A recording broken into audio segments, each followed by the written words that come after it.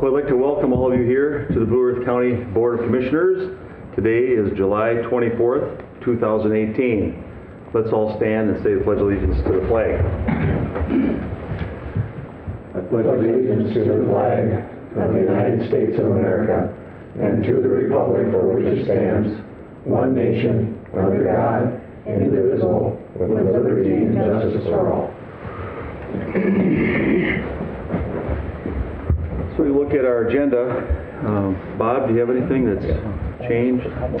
No, Mr. Chair, there are no changes to the agenda today. Okay. Move the agenda. Second. All right, we've got a motion for approval and a second of the agenda. Any more discussion? All those in favor signify by saying aye. Aye. Those opposed? Motion carries.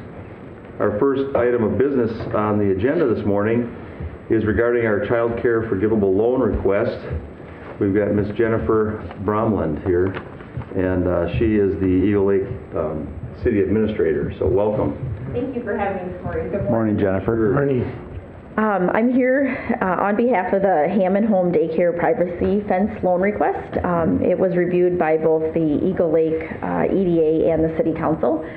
And just give you a little background, Jason and Lisa Hammond with Hammond Home Daycare have applied for funding through the Blue Earth County Child Care Forgivable Loan Program to install 345 feet of 5-foot black vinyl coated chain link fence. There'd be 2 gates on the fence.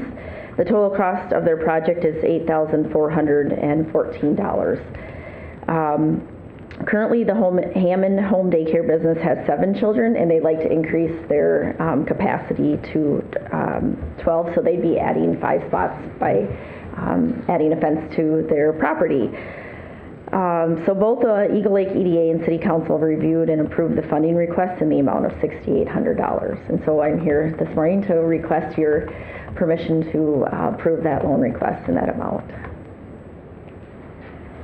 Okay, I just had one question on that too. I was a little confused when I read through the information because there's a couple of different amounts. Yes, and I cost of the project, and then they wanted 50% of it approved, but then the amount kept going down. First it went to 9, then it went to 8 something. And I'm just curious.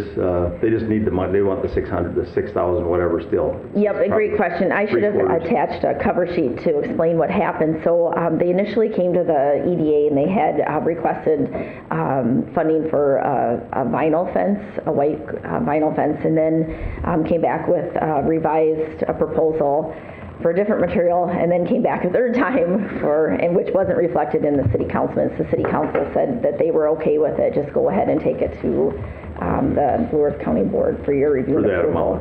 Yep. So they've made a couple revisions, and the final proposal is what you have before you. And in talking with the Hammonds, they're okay with $6,800 in funding. Okay. 6873 something. $6,800. The council wanted to make an even number. Oh, okay. It is a little confusing. I apologize about that. Okay. I'll move approval. Second. All right, we've got a motion for approval from Commissioner Brunder and a second from Mr. People. Is there any discussion or comments? I just got a comment, Mr. Chair. Congratulations to Eagle Lake. This is great that they're going to go from 7 to 12 kids. That's awesome, because that's kind of what the intent of this project was to try to advance our kids in daycare, and it's great that the community will be able to support that. So congratulations to them and the city. Yep, good stuff. Is this the home base one too, a home base daycare? Yep. How's the other one working out of that newer building that was built? I actually talked to the owners last week, and I do believe they may have some plans for some expansion. Nothing official, but hopefully we're going to keep in contact. They're very interested in the program. It's all about timing, and but they're very interested, and I've actually had another in-home provider and then another center in Eagle Lake express interest in the program too. It's just timing and trying to get everything together. They'll submit an application, but so definitely a couple more down the pipe. But I just want to thank you guys for this program. There's just been a lot of enthusiasm generated in the community, and hope by our providers that there's some help out there to help them. Yeah. So. Well, as we said earlier at some of our meetings, of the board and Bob and other people heard about the need over the last couple of years for there's just a desert out there almost for daycare. for young children. And it's not just in our county, it's all over the state and all over the country. And so our reaction to that was to come up with this forgivable loan program, which can help bolster some interest in home-based and in center-based child care. And so I think you probably even have room for more out there, don't you? Because there's a lot of young families. Definitely. This is definitely having a positive impact, just this one application loan, but like I said, there's more interest. So thank you Yeah. very much for your support of this program. All right, thank you. All those in favor signify by saying aye. Aye. Those opposed? Motion carries. And then we've got planning and zoning with George and Aaron. Or both of you can come on up if you want. You don't want? Okay. You afraid we might ask you a question? No. Okay. Hi, George. Morning, George. George. So, planning and zoning, we've got PC 14-18 this morning. Thank you, Mr. Chairman. PC 14-18 is a request from Key Cities Conservation Club for review and approval of a conditional use permit to allow a grading project. The project will require the movement of approximately 715 cubic yards of material for the creation of a berm to enhance the use of the property for firearms, educational, and training purposes. The property is zoned agricultural and is located in parts of the southern half of the southeast quarter of Section 29, Jamestown Township. Mr. Leary presented the staff report. The applicant was present and made no further comment. There was no public comment. The Planning Commission briefly discussed the request and expressed no concern with the proposal. Following the discussion, the Planning Commission voted unanimously to forward to the County Board a recommendation of approval based on the findings prepared by staff, and the board action is a resolution. Okay. So do I open this up for public comments? All right, I'd like to open this up for some public comments. This is PC 14-18, and it's about this Key City Conservation Club out in which township is it? Jamestown Township. Yeah. Anybody here that would like to come up and make a comment, come up to the microphone and state your name and where you live. I don't know if there's anybody. I'll ask again, is there anybody out there that'd like to come up? Third time, anybody come on up and make a comment or ask any questions? Aaron? The applicants represent, or the two gentlemen out there are represent the applicants. Oh, okay. Okay, good. Okay, so I'll close the public hearing portion then and bring it back to the board for action. I will move to approve. Second. Second. Oh, Okay, we've got a motion for approval from Commissioner Struenberg and a second from Kip, actually. Kip. All right. We're just stumbling over each other to do that. Yeah. Well, you guys are in such a hurry this morning. No, Is this, so any discussion or any question? I have a question. go ahead. Oh, yeah. Is this to the, adding to the area that you already used, for the shooting and all that? It's just expanding it or a new berm, or, I just. Would you like me to answer that, Mr. Chairman, or the Sure. applicants? Or? So the applicants could answer it. Either, whoever, yeah. I mean, I don't know, you. Go ahead, George. Yeah. Well, basically what it is for my, and Aaron and I met with the applicants out on site before the Planning Commission meeting, and there's one of the shooting lanes, they wanted to move it to a different location. And so I don't believe it, or we don't know right at this time if it's going to expand the use of the facility, but it'll maybe expand some opportunities, some better training opportunities for them. And the purpose of the berm is to contain the rounds there from the shooting. Yeah, so they're moving some of the current shooting activities to a different location. yeah. Okay. Thanks, that's what I was wondering how it fit in. Yeah, I had some similar questions too. The reason for the berm is that's what's triggering the need for the conditional use permit, is the amount of grading and filling here. Yeah. The conditional use permit was granted or reviewed and granted a number of years ago before that use out there. Right. Okay. Thank you. Mr. Struenberg. And maybe I can ask the applicants, is this, are there different lengths on your shooting range? I mean, it's like 100 yards, 200 yards. Do you have, that somebody could come out and use that shooting range? And I would imagine you have to be a member of the Key City Conservation Club to do this, but is that, give me an idea of what, what a person can shoot out there, if it's a handgun, if it's a long gun, or... Yeah, come on up. Come on up to... So my name is Brad Nyman. I live at 1245 West Mink Drive in St. Peter. I'm the current vice president of the club and a member about 5 years. So to your question, we have 200, 100, and 50-yard for rifle, and we currently have a perpendicular 25-yard lane, which we don't necessarily like. We don't like the bullet trap that you shoot into either. So that's what we're wanting to rearrange and use a different part of the club for that. We also have a horseshoe berm for doing pistol only. We have range rules that are reviewed frequently. They change constantly as the need arises. Does that answer your question? Yeah. Thank you very much. Thank you. No problem. I have a feeling that you're the conservation club. People don't know where they can shoot around this area. Yep. And it would be they need to understand just to contact the Key City Conservation Club, become a member. Yep. And you'd have a place where you can do your target practice and you can do your recreational shooting. Yep, and that was one of your other questions too, I guess I missed. So it is members only. Right. Guests are not allowed on the property. You have to be a member. There's certain events, like we give the club to 4-H every Tuesday night to get all 72 acres. They can come out and use it for whatever their purposes And are. there's 72 acres. Yeah, so the track that we're looking at here is 25 acres, but in total, we have 3 tracks that are 72 acres. All right.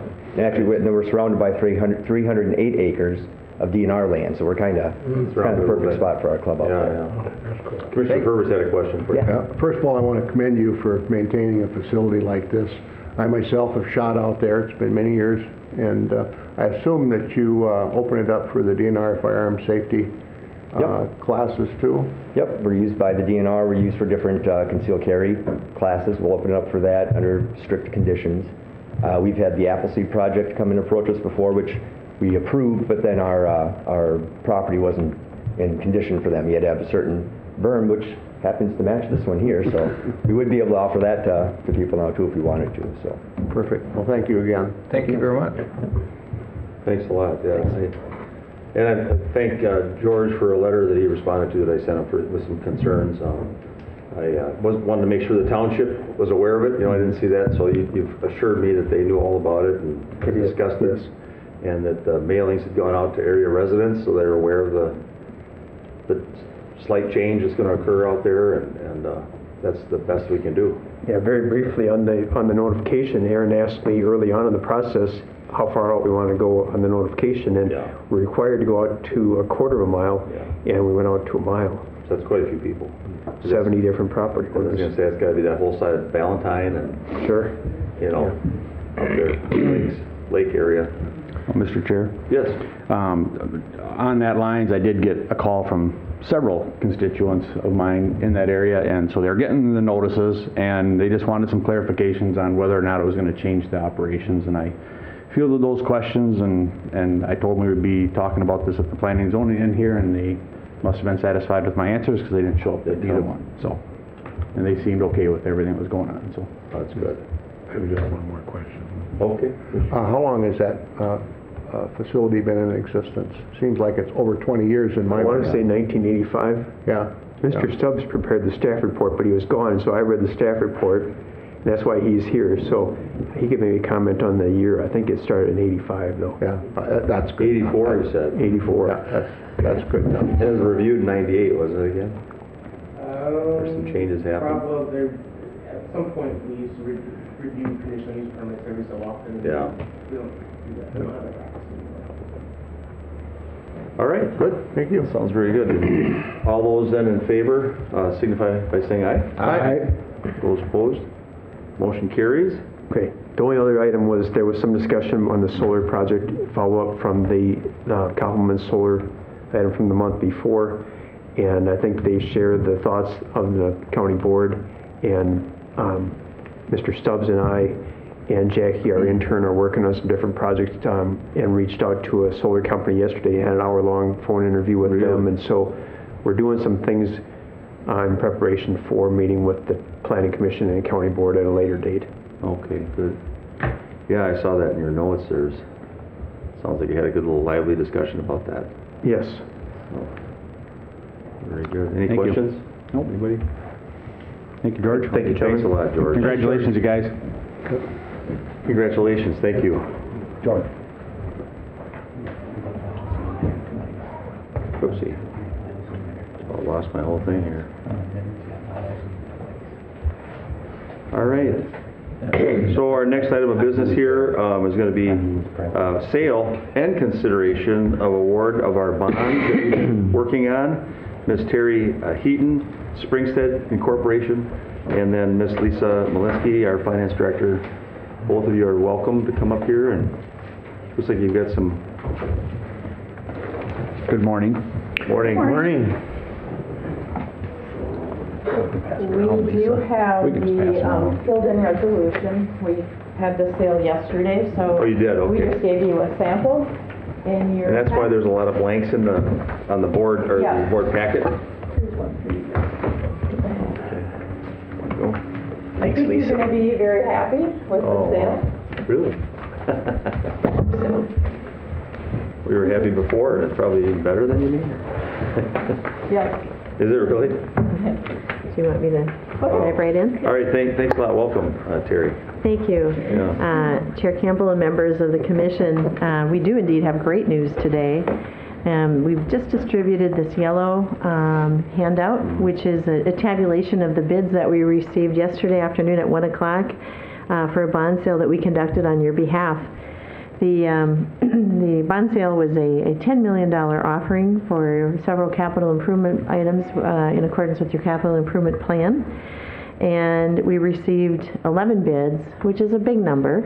That's a lot of interest in the market, one of our higher that we've had, and it represents 44 financial institutions across the United States.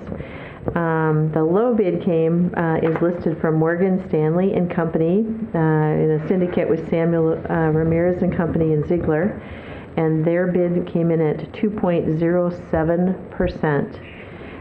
This is for bonds that will mature in 2025. And our estimate, when we talked to you about a month ago, was 2.90, which we thought was fabulous to come in under 3% at that point. You almost came in at under 2%, which is shocking. So why did that happen? A number of reasons. First of all, you have a very good credit rating, a AA+. And it's a shorter, term bond. We're looking at, 7 years. Sorry, you went with a very short term. And the other piece is that there is concern, I think, about what's going on in the market. People can't read it, and sometimes when that happens, they'll come to the safety of government bonds. So we've had a few sales in the last couple of weeks where we've had a tremendous number of bidders, big numbers like this, and it's driven down the rate. So you're also serendipitous in the date that Lisa and the rest of you selected as far as timing for selling these bonds too. So that's 83 basis points less than our estimate. And based on some of the numbers that we've calculated, that would save an additional $345,000 in interest costs alone based on that. Nice. The other piece that happened is you're going to be, and Lisa will talk about the resolution, you're actually authorizing bonds of $8,890,000. You're going to get the same amount of bond proceeds for your capital, but what happens is when the bidders make their bid, they give you two things. They give you a price, and you'll see the price for Morgan Stanley was $11,208,000. That's what they paid for your $10 million of bonds. And the award, the right-hand corner, 2.07, is a combination of the cash that they give you up front and their interest rates, coupon rates, together, and that's how you come up with the 2.07. But that means because of their premium bid, the amount that they bid over and above your $10 million, you're going to get the same amount of cash, and you're going to still only pay back $8,890,000. Wow. So that'll be the difference. And there's a whole day session explaining discounts and premiums on bonds that I won't go there this morning, but suffice it to say you're getting the same amount and your interest payments will be less because of the great rates, and so that'll be the change. It's the right timing, huh? And the other Yep. great piece of information is your credit rating report. Again, your team did a great job. Both Bob and Lisa were on the call and did a fabulous job of explaining, very knowledgeable, of course, about everything, and came back with a very strong credit rating report talking about strong management, good financial policies, strong budgetary performance, strong budgetary flexibility, very strong liquidity, and very strong debt, meaning you don't have very much debt, and payback plans for all of that. The only adequate that you have is on the economy, with the market value per capita of 131. It's adequate, it's not at the high end. And that is just something that you continue to work on, keeping the area of economic, you don't have a lot of control over that. You hope to just maintain and improve economic vitality. But it's a very, very strong report card, and again, that's the other reason for so many bids. So congratulations from me, and of course we recommend the low bid from Morgan Stanley. So I just wanted to add, it was a really good decision on the board to bond. It was good timing. I was watching the market yesterday, and I was a little concerned because the rates just kept increasing all day, starting at 10 o'clock. But as it came in, comparing this, their 1 year part, they gave us a yield of 1.65. Or for 2.5 years, it's 1.65. The 2.5 year treasury is 2.64. So that's like 1% that they actually bid on, which is just outstanding. I cannot believe how low these rates came in. Their 7 year was at 2.3%, and the 7 year treasury was at 2.9. So just looking at the treasuries, it could have been easily 2.8% that we received, and here it was 2.08. So it was just incredible, the rate that we received. Really something. So we have the resolution. This I passed out with everything filled in. So we'll I don't know, mine doesn't have it all filled in, but let's see. Well, besides the signatures. I mean, Exhibit A doesn't have the percent, let's see, or the dollar amount at the top. And the next section, it's all pretty much the way it was. But we can maybe state what they are, so for the resolution.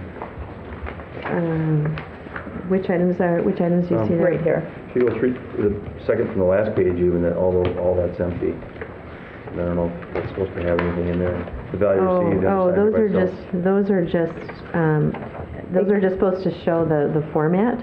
The actual numbers are filled in. That would be, and that is on the second page. If you flip to the very top of the second page, the rates are now filled in, and that is the coupon rate at 5% for those maturities. And the reason you're seeing 5% in your bid was 2.07. That's what that premium did, is it brings your yield down to the yields that Lisa was talking about. So the coupon rate that will be paid out to the investors is 5%. It's been filled in. Right. And then with the maturity, we don't fill the yield in on here. That's just the coupons. So we don't have we don't have the bid rate? It's in here. This is a 5%. That's the coupon rate. Okay. And that's what goes into the resolution.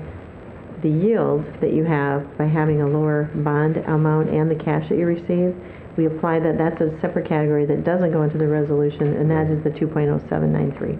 That's not in there anywhere. So if you take into account the premium, they want a rate of 5%, and so people have to pay a premium, so they're paying over the 10 million to get the higher rate. Okay. If you take into the account the premium, we're actually paying a 2.08%. In the back of the first page, now, and it's complicated, and this is the whole day of bonding, but I think the number you're trying to look at is on, if you flip over, it's in section 1.02. looking right at it. Yeah, so that is where we show the true interest cost. There- It's there. rounded slightly of 2.0882%. Okay. So it's stated in here, but we have to show by individual maturity the 5%, which the premium is then applied against. Okay, so it doesn't have to be in the resolution necessarily? Well, it is because, this is accurate, because it's a 5% coupon, and that's what you really are That's what you awarding. end up with. But because of the premium, the price that are stated in here, the effective rate is 2.08%, and that's what you're actually going to be paying in terms of the payback. Okay. 5% is more of what your investors are going to earn on it. Right, right. That you'll pay out, so it is a complete resolution, except for the signators, but all the And then- data is filled in. Okay, so we don't From- need anything here under the Exhibit A at the top? No. General that's just a- Obligation Capital Improvement Plan Bond, we don't need that up there. It's a format, that's what exhibits are in the back, but the body of the resolution has picked up all the information that we just went through on here Okay. and inserted it into the resolution. Okay. And so the back pages is that related, the Certificate of Blue Earth County Auditor as to registration and tax levy? I actually signed that, the very back page. Okay. Anybody have any other questions? I don't know.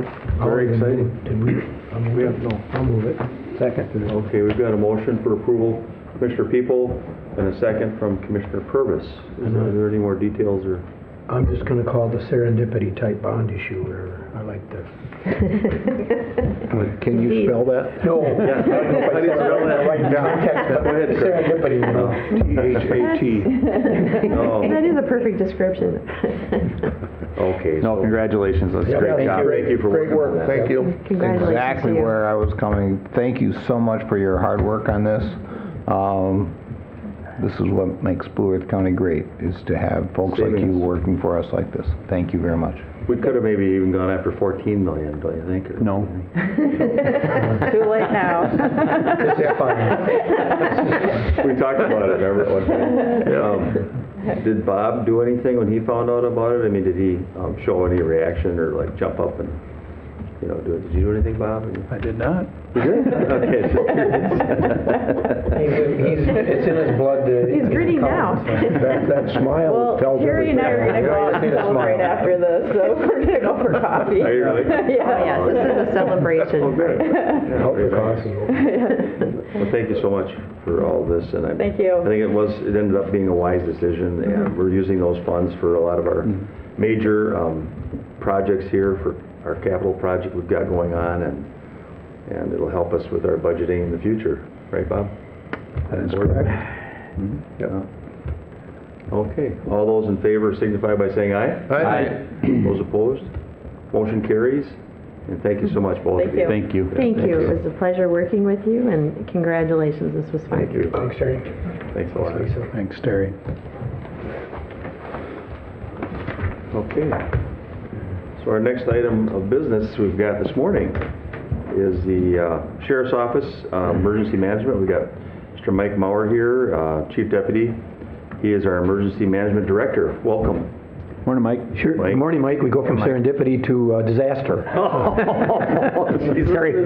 Sorry. This guy. I don't know how to make the guy feel good. Did I make you feel good? I know where to, go ahead. Go ahead. Thanks a lot, Mike. Yeah, we've had some significant rain events over the course of June and July. For the most part, Blue Earth County has been fairly lucky compared to some of our surrounding counties. They've had a significant amount of disaster due to the flooding, the high rains. We've been pretty fortunate.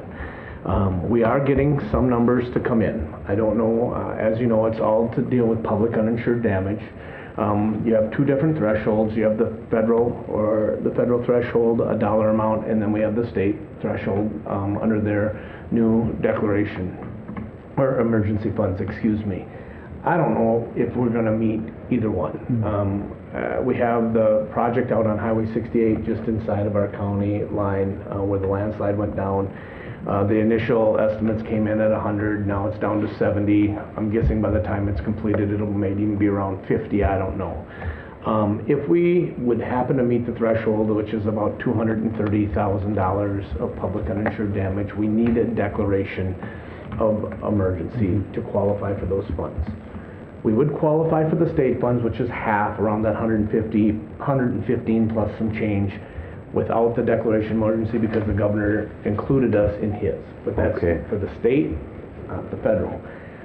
I don't know if we'll make it. We're not for sure that, you know, there are numbers coming in. I just don't know if they're going to meet our minimum threshold. But in case they do, I saw the need. I don't want to miss out on those opportunities to be part of that federal declaration if we do meet the threshold. And to do that, we need to have this a state of emergency in place.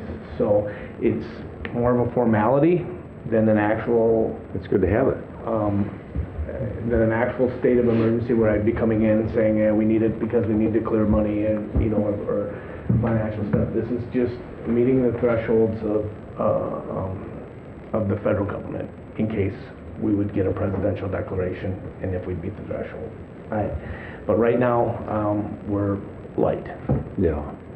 And this is mainly just for actual physical damage from the flooding and the rains. I mean, do they include things, and wind or whatever it might be, do they include things, and that's a question that went through my mind right when I saw this, was we've got ditch projects that were delayed due to this. We've got our huge capital improvement project going on over here, which has been delayed several weeks because of rain, and that is costing us a significant amount of money in my book. And so I don't know if we are allowed to include that, Bob, or Mike. That would not meet, one of the delays would not meet a threshold. Now, like to public ditches, if there's a significant amount of time delays won't make it, but like significant amount of erosion to a ditch because of a heavy rain or a tile washout, but it's all public uninsured. If it's insured, it doesn't qualify. It's public uninsured, that roads, bridges, ditches, county ditches, parks, those types of things.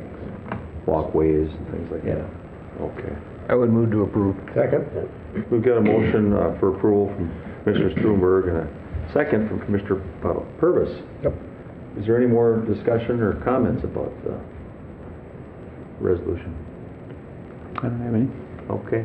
All those in favor signify by saying aye. Aye. Those opposed? Motion carries. Thanks a lot, Mike. I did have one more thing on the agenda. Yep, I see that. Go ahead, yeah. And that's Was it just, grants? again, it's the annual TZD grant is upon us. It used to be the Safe and Sober, and now it's the TZD grant. This year we were awarded again in excess of $200,000. This is a multi-agency award, goes to Mankato and all of the cities and even some other local counties. So ask that you approve the resolution so that we can get our funds to move forward with TZD. I'll move approval. Second? We got a motion for approval and a second. Is there any discussion or any comments? I just have a quick question. Go ahead. Is that designated so much for each agency, or is it just kind of put in the whole amount and as they... We act as a fiscal agent, Will. Yeah, So okay. each agency is divvied out X amount of dollars. Okay, So okay. it just comes to us and then great. and there is a formula, yes. Yeah, okay. Chris Welly does it now, and he has the formula in front of him, and I don't know the formula. Don't need to know either. And it was Thank Deputy, the one that ran it before that left the Coulter. Coulter. Yep, he used to be in charge. For a long time, he did that. Yeah. And of course, since 2010, I've been attending pretty much all the meetings for TZD. And it's our monthly. And then we've got Safe Roads the last several years. We've been trying to develop that more with Nicollet County and Blue Earth County. So it's our local coalition for TZD. We don't have an employee for that, you know, the state has offered to pay for us to have a part-time, I think it's 15 hours or 20 hours a week position, if there's somebody that would like to do that in our community, to manage the funds. They have it there to pay for their wages. But and then I understand too, I had a few questions that were clarified, so thank you. You and Deputy Chris Welly helped clarify that. And it's just one grant, just the TZD grant, it sounds like. So it sounds like that's what they're putting everything under now. So, and but Yeah, I put in probably about, with the 2 meetings combined, probably about 6 hours a month, you know, with TZD. And then, of course, our county attorney's office, I don't know when that was, a year and a half ago, gave us a significant amount of money that helped in the kitty. I went around and asked the beer distributor here in town and Pat McDermott, our county attorney, and several bars, and even myself, we all put money in together into a kitty which the South Central EMS manages. Yeah. And then we have sober rides on the night before Thanksgiving, free rides, and then we've got free rides on St. Patrick's Day evening, late evening, and some other events like when they do Tater Days in Eagle Lake. Madison Lake has their days, you know, and so that's all part of this whole process. Yep. And I know a lot of this is enforcement too, extra hours, right, Mike? Yeah, a lot of, On the road. it's all, and most of it is enforcement. There's educational piece, Yeah. some administrative piece, but the majority of it is enforcement. Yeah, that's what I thought, for this particular thing. Yep. Yeah. Good. Yeah, I know that your past life, both you Yeah. and Commissioner Struenberg, with your life of enforcement, 25 plus years, I know both of you had, and so An that, excellent program. It really works well. Doing it for a number of years. Yeah. long time. Yeah. Yeah, I know. Do you have to include Thanksgiving in that? Well, see, Is it the night that's- before the? believe it or not, That's supposedly a big night now. well, we do the night before Thanksgiving, at least in this community, is probably one of the biggest social nights, I think, in a lot of the communities. Before everybody gets home, they're all coming home for the holidays, you know, and they're thankful, so. they head out, meet their neighbors, and When I worked for Mankato, I would have said homecoming. yeah, homecoming. was that pretty big too? Oh, yeah, that was homecoming. Move-in day and homecoming. Oh, okay. Or too big. I think me and Mike both remember doing our bicycle patrol up by the campus. Yeah, it was a little crazy up there once in a while, didn't it? Pretty nuts. Yeah. But we were both much younger then. Yeah, absolutely. That whole, like Wednesday through Sunday was always a big law enforcement Yeah. period. I mean, I don't know why, but that was probably more activity during that time than Yeah. any other week in the year. Move-in week? Yeah. Yeah, it's just all around, all Yeah. kinds of stuff, you know. Well, I can tell you, living in Lincoln Park, it has gotten better. But up until 5 years ago, we just had to accept it. And we worked closely, though, with the city and with the college, the MSU. And they've got programs now which address these issues with the students, which is almost like a TZD. So a lot of things we're talking about, believe it or not, is public health too, isn't it? You know, we're people who are drinking too much, and it's a public health issue that affects our community. But Human Services puts the bill on a lot of that stuff. Yeah, Yep. yeah, human service. You're right. So, anyway, thanks for everything, and Good. thank job. Thank you. Deputy Welly too. I spoke to him this Yep. morning on the phone, so he gave me a call. All right. So we'll all those in favor? Aye. All those opposed? Motion carries. Say, Thanks, Mike, Mike. Thanks, say, Mike. Mike, would you, Mike, Yes. would you be able to sometime write me up a list of the folks that have used the Yellow Line project and what kind of crimes and stuff that are being done? I get questions about the Yellow Line project, and if you could just make a list of the different crimes that you know are done. So those that have been served by the Yellow Line? Yeah, is that what you're exactly. Yeah. saying? Do we have that, Bill? We do. It's probably a couple hundred people now. Well, I don't want the people's names. I just. Oh. What I kind of just want- charges? What kind of charges are using the Yellow Line project? I don't want anything to do with people's names. Most of it's low And if you level, just send me an email, that'd be great. Some of that would be data practices, so. Yeah. Yeah. But most of it's low-level types of issues, mostly. Well, Yeah. whatever it is. Thank you. Okay. Thanks, Mike. Thanks a lot, Mike. It depends on the definition of. All right. So, I think we'll move on to our next item of business we've got on here. We've got Mr. Phil Clausen. He's our Human Services Director for Blue Earth County. Correct. And welcome, Phil. Thank you. Thank you, Mr. Morning, Chair. Phil. Good morning, everybody. Morning. Morning. Nice to see you. Yeah. Yeah, Commissioner, we can certainly get you that information, no problem. I would love to see it too. Sure, yeah, we'll I'd just love- send it maybe the out. whole board would like to see Just send it out to the whole board. Sounds fine. I'm sure all of us get questions at one time or the other.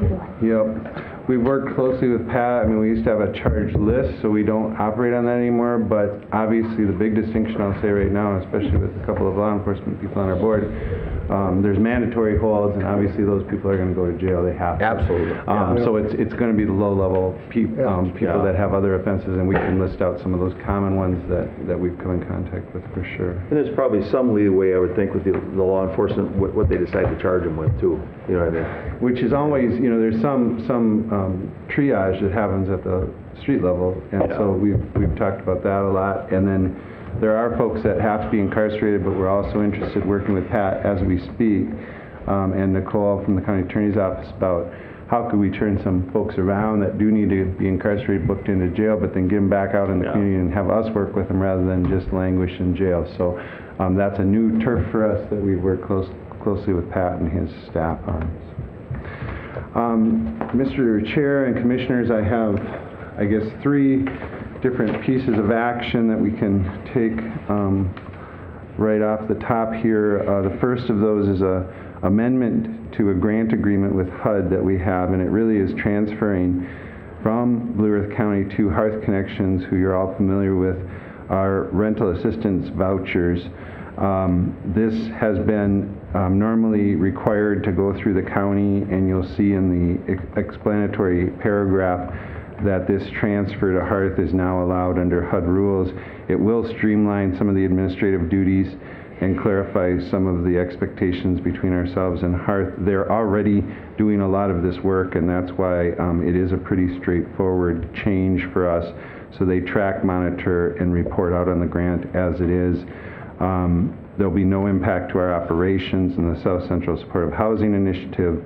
The transfer will be backdated to May 29th, just because that's where the fiscal date works, and one-time transfer placing Hearth Connection in the role of the grantee from this point forward. So there's been a series of redesign here, and it has gotten delayed between ourselves and DHS, and I've explained that to the board at different times, but I think we're finally streamlined here, so it feels good on an administrative level. That's all I can tell you. I do have a question on that, because I thought we did that already.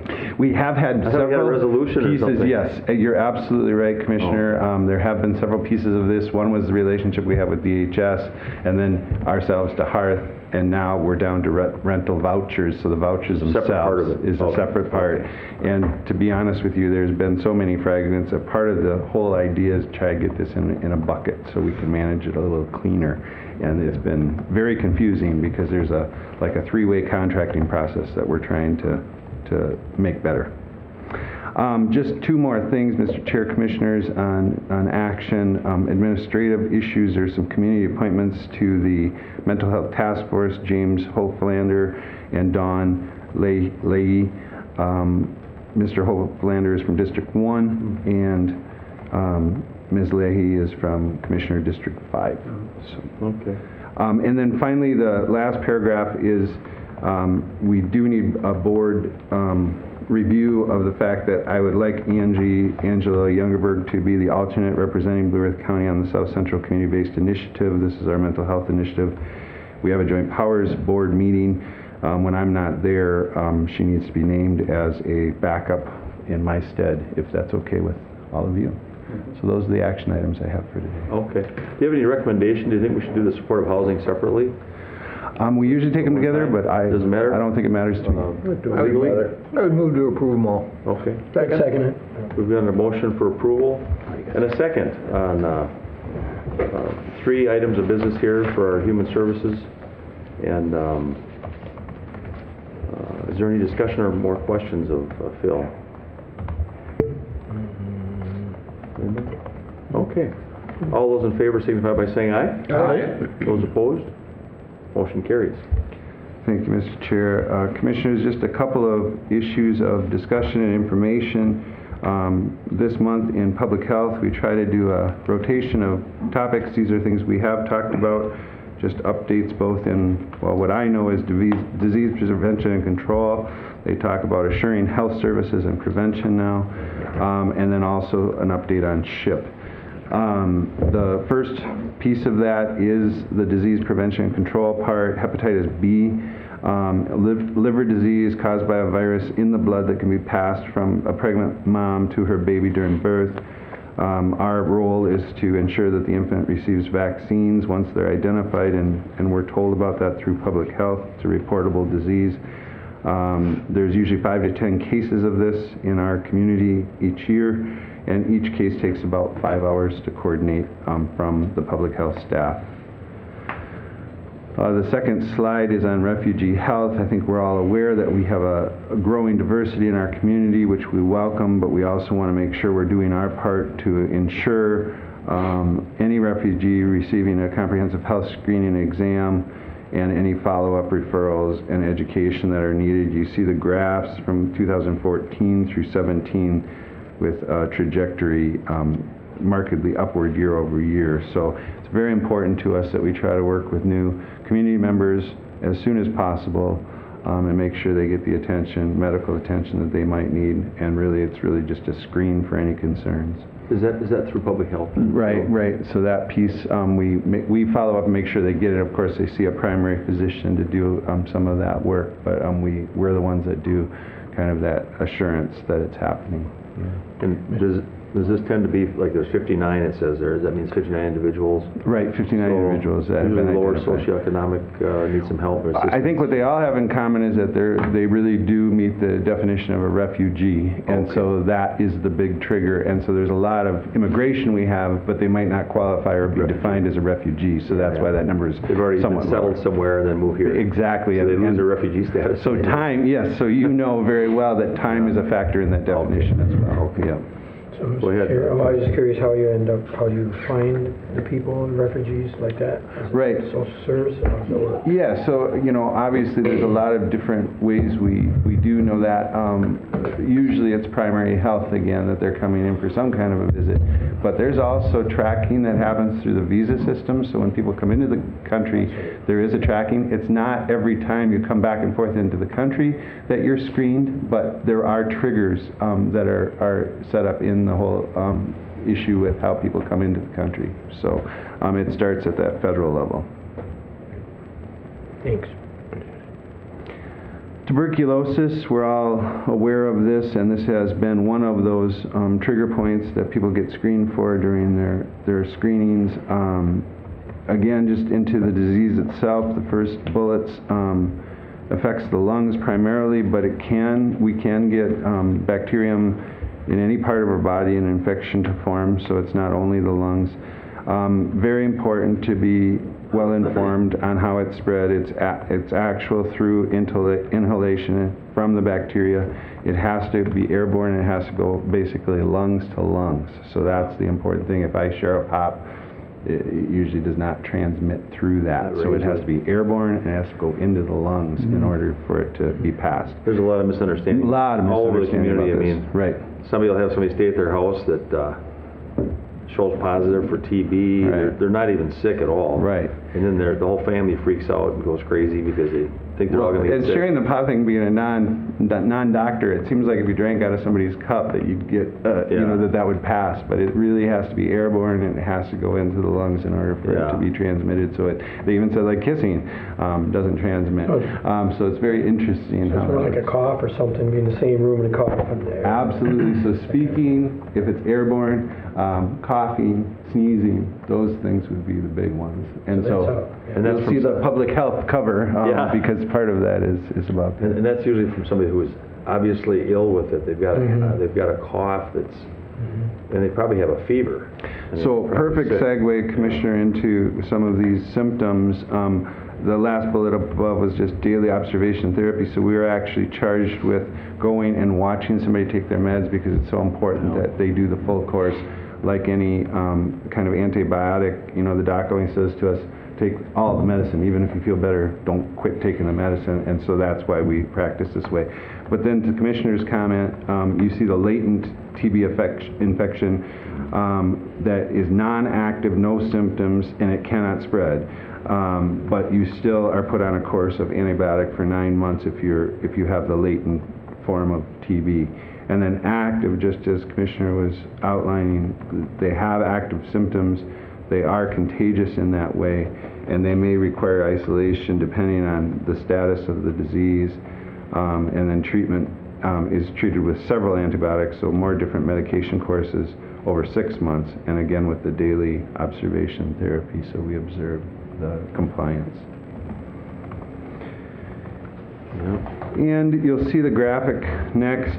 These, we always kind of do the back year. So this 2017, I can tell you 2018 has again been a very active year.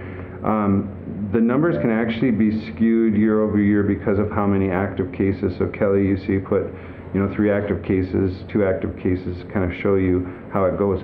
The scale and scope of the active case, if something happens, if they're in a work setting where they're working with a couple hundred people, all those people may be exposed. So we go and do almost that investigation detective work of saying, how far could this spread have gone? And we start testing and interviewing people if there's any illness.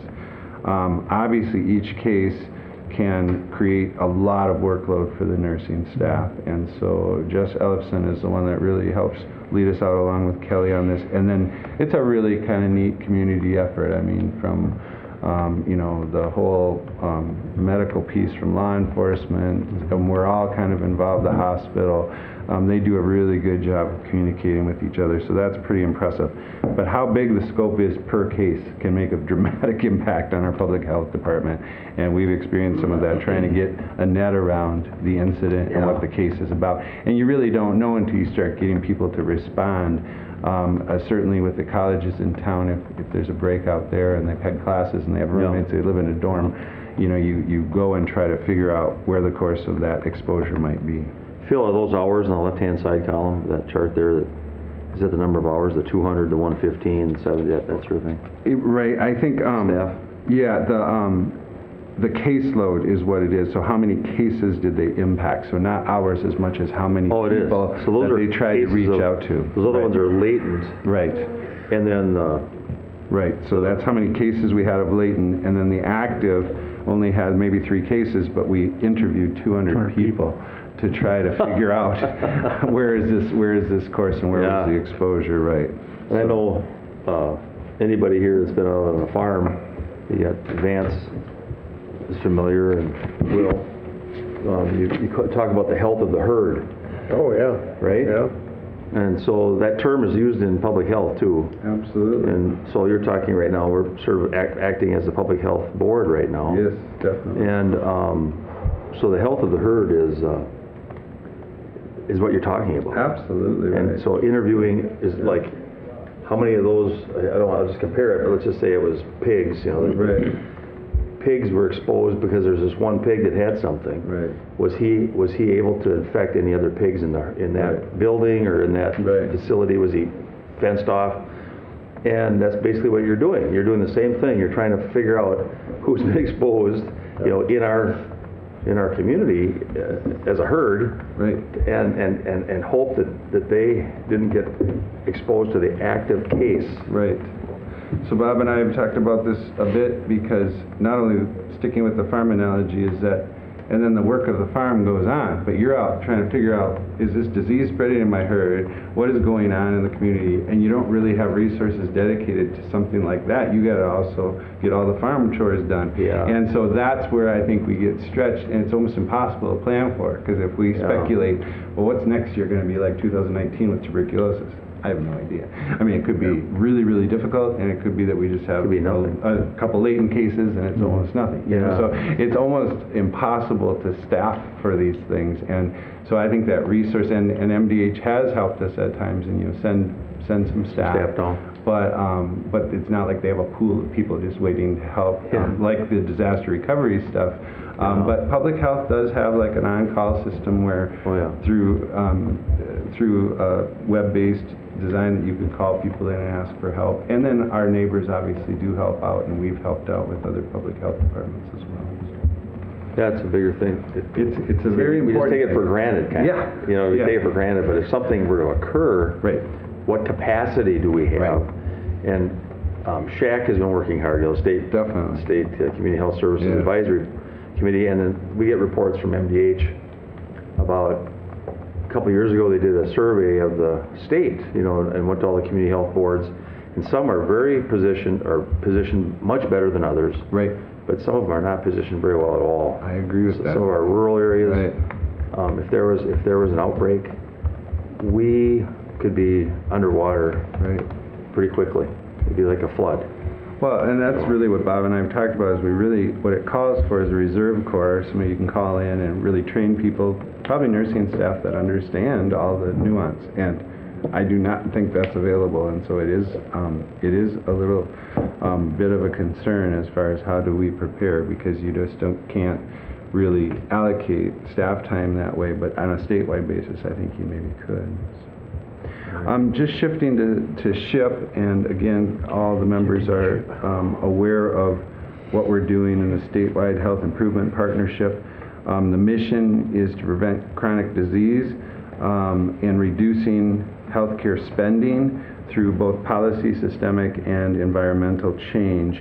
On the first slide, you'll see first the three areas that we focus on in SHIP: active living, healthy eating, and tobacco-free air, and then the four settings in the community, healthcare, schools, and work sites. And so that's, I've always felt a pretty good graphic of saying that's the footprint of what SHIP's about. The next couple slides give you some examples in the school. Roosevelt Elementary, community, City of Lake Crystal is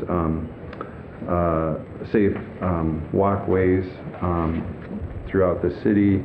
Work site, you have elementary school staff helping with a healthy snack station, and then our work with Vine as far as a healthcare setting to serve people that are active in the Vine program.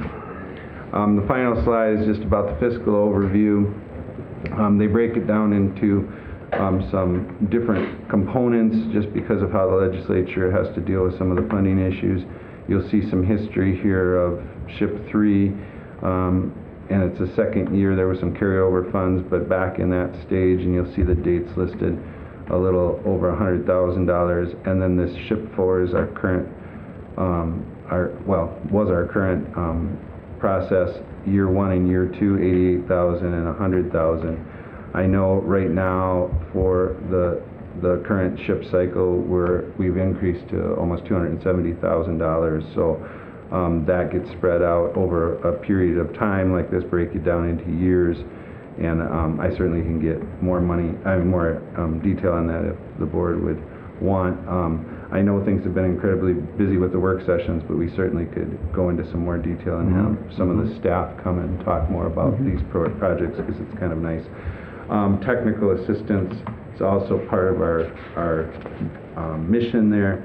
Final slide is simply just a listing of the different partners we've had. As time goes on, and this is the part where it might be more appropriate at a work session, you all know a lot of people that work for these different entities throughout the community, and there's really a nice network that's forming. I know you guys were part of some of what was going on when we went and did the bike thing up at MSU. Oh, yeah, I remember that. So, there's been a lot Mark, of... we were there too. Yeah, that was A lot happens, and to be really candid and respectful of the work, staff do a lot of work on this every day, and even myself, I feel a step or two removed. So I think if we can rally them around and say, tell us what you've been up to, it's a nice story. Okay.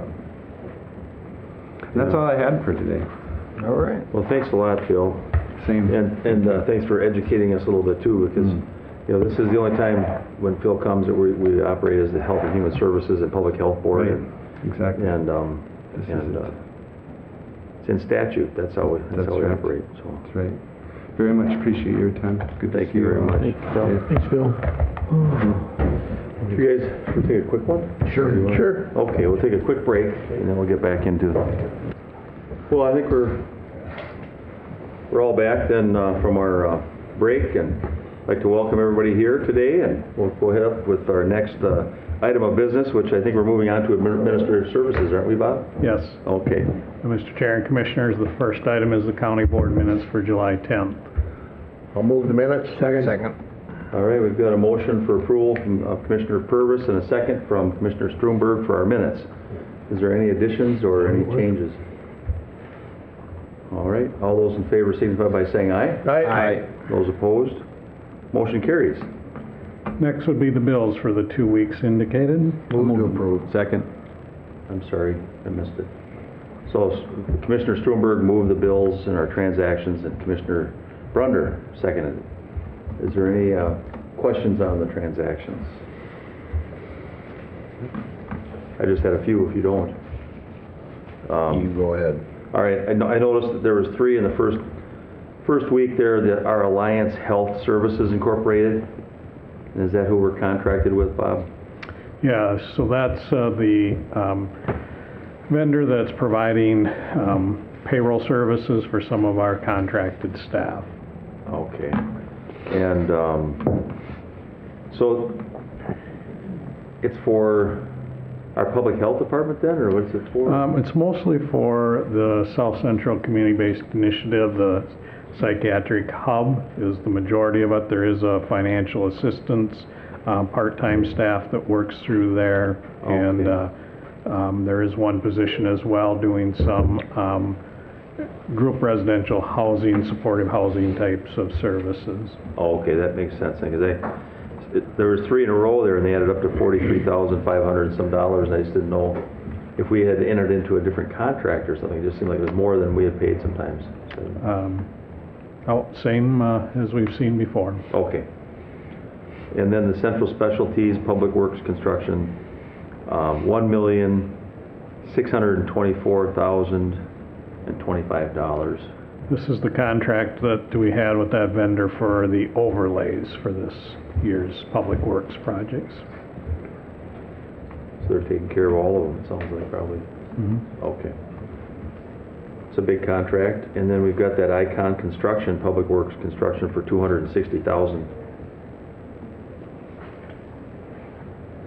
That's in the first week there, too. That's actually 2 bridges, one on CASA 52, and then the Pleasant Mountain Township Bridge as well. Oh, okay. Then there's a Northland Business Systems. I'm just curious what that was.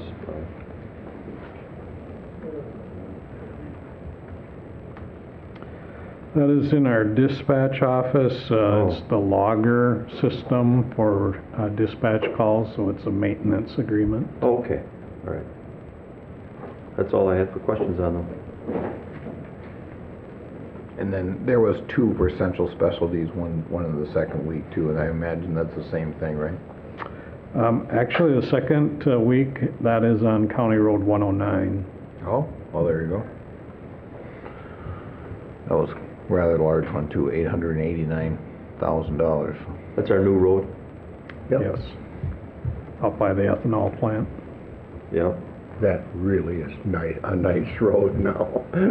That's nice. I'm glad I haven't driven it yet. I'm gonna have to head out there and You should go out and take a look at it. It's great. stop at some of our favorite farmers out there and ask them how well they like it. Yep. Some of that money was from our 0.5% sales tax. Sure was. Transportation. Sure was. It probably wouldn't have been done otherwise. Yep. That's good. All right. Any other inquiries on the transactions for the last 2 weeks? I don't have any. All those in favor signify by saying aye. Aye. Those opposed? Motion carries. Mr. Chair and Commissioners, item number 9 in your packet is the Human Resources Department agenda. We just have informational items for the board today. We have the last 2 of our early retirement program participants. So you see the retirement of our Communication Center Administrator and a lieutenant in the Sheriff's Department. We also have a lateral transfer of a staff person from the License Center to Taxpayer Services. I will point out that there was a typographical error on items C and D. Those should be License Center Specialist 2s rather than 1, so just a clarification there. And then we have a promotion of a medium equipment operator to a heavy equipment operator, and resulting from that is the recruitment has been initiated to fill that medium equipment operator position. Okay. Happy to answer any questions that the board might have on those items. What's the total on early retirements? Do you have that? Yeah. It's still being worked on. It's a significant number. It's a very positive number. We're certainly seeing it as we kind of incorporate some of those results into the budget, but I don't have a hard and fast number that I can share today. But there's about 26, was it? 25. 25. Heard good comments from our employees, even the ones that aren't taking advantage of it. They're very positive thing. So. I have a hard time believing Dave Cargy is retiring, and yeah, of course I remember when he was, I know, but I remember when he was hired in the Mankato Police Department. Yeah. Of course, I'm old, but that's all you're telling us. Older, you're not old, Vance. You're older. No, let him run with old. Run with old. That's okay. I know what I am. And then, of course, Pat Wallace. Yeah. Hasn't she been up there? Long time. Yeah, that's For dispatch and... Yeah. Very knowledgeable on the IT and... Yep. Yeah. Yeah, she was a whiz. Whenever you had a computer problem, you could go to Pat, and she... And for those of you that don't know, this is an early retirement program that the county has instituted this year to draw some interest and to help with our future budgets and things like that too. So we've got a lot of people that are retiring this year. It's an incentive that was given for some people if they wanted to retire. So, all right. All right, Mr. Chair and Commissioners, I have number 10 in your packet is Government Center Project Landscaping Bid Award. We did rebid the landscaping portion of the Government Center project, and so those bids were received and opened in June 28th. There were 3 bids that were received, and the low bid was from Plant Pros of Edina in the amount of $48,997 for labor and $50,000 for materials, for a total bid of $98,997. So we're recommending awarding the bid to Plant Pros for that landscaping project. Move to approve. Second. Okay, we got a motion for approval from Commissioner Strumberg and a second from Commissioner Brunder. Is there any discussion or any comments? How many bids did we actually have? You know? We received 3 bids. 3? Okay.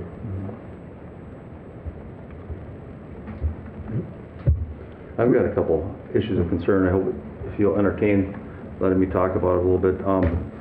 I was thinking that before this was going to be before the board, that we'd be able to see more clearly what the final draft was for the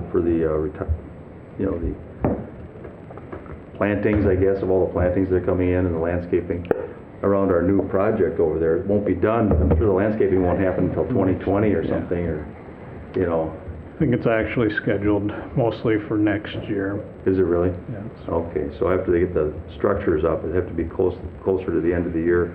And then, of course, we don't have any other bids here. Usually we get to see what they are at least. I can share that information if you'd like that information. Not right now, just a second. Okay. I'll just say a few things. So I wanted to see what it was, and there's no available renderings or no... there is the bid sheet that shows sort of a aerial view straight down with coatings for different kinds of plants and things, but it would have been nice if we would have had something, and I don't know why ISG or whoever put it together didn't send us any information.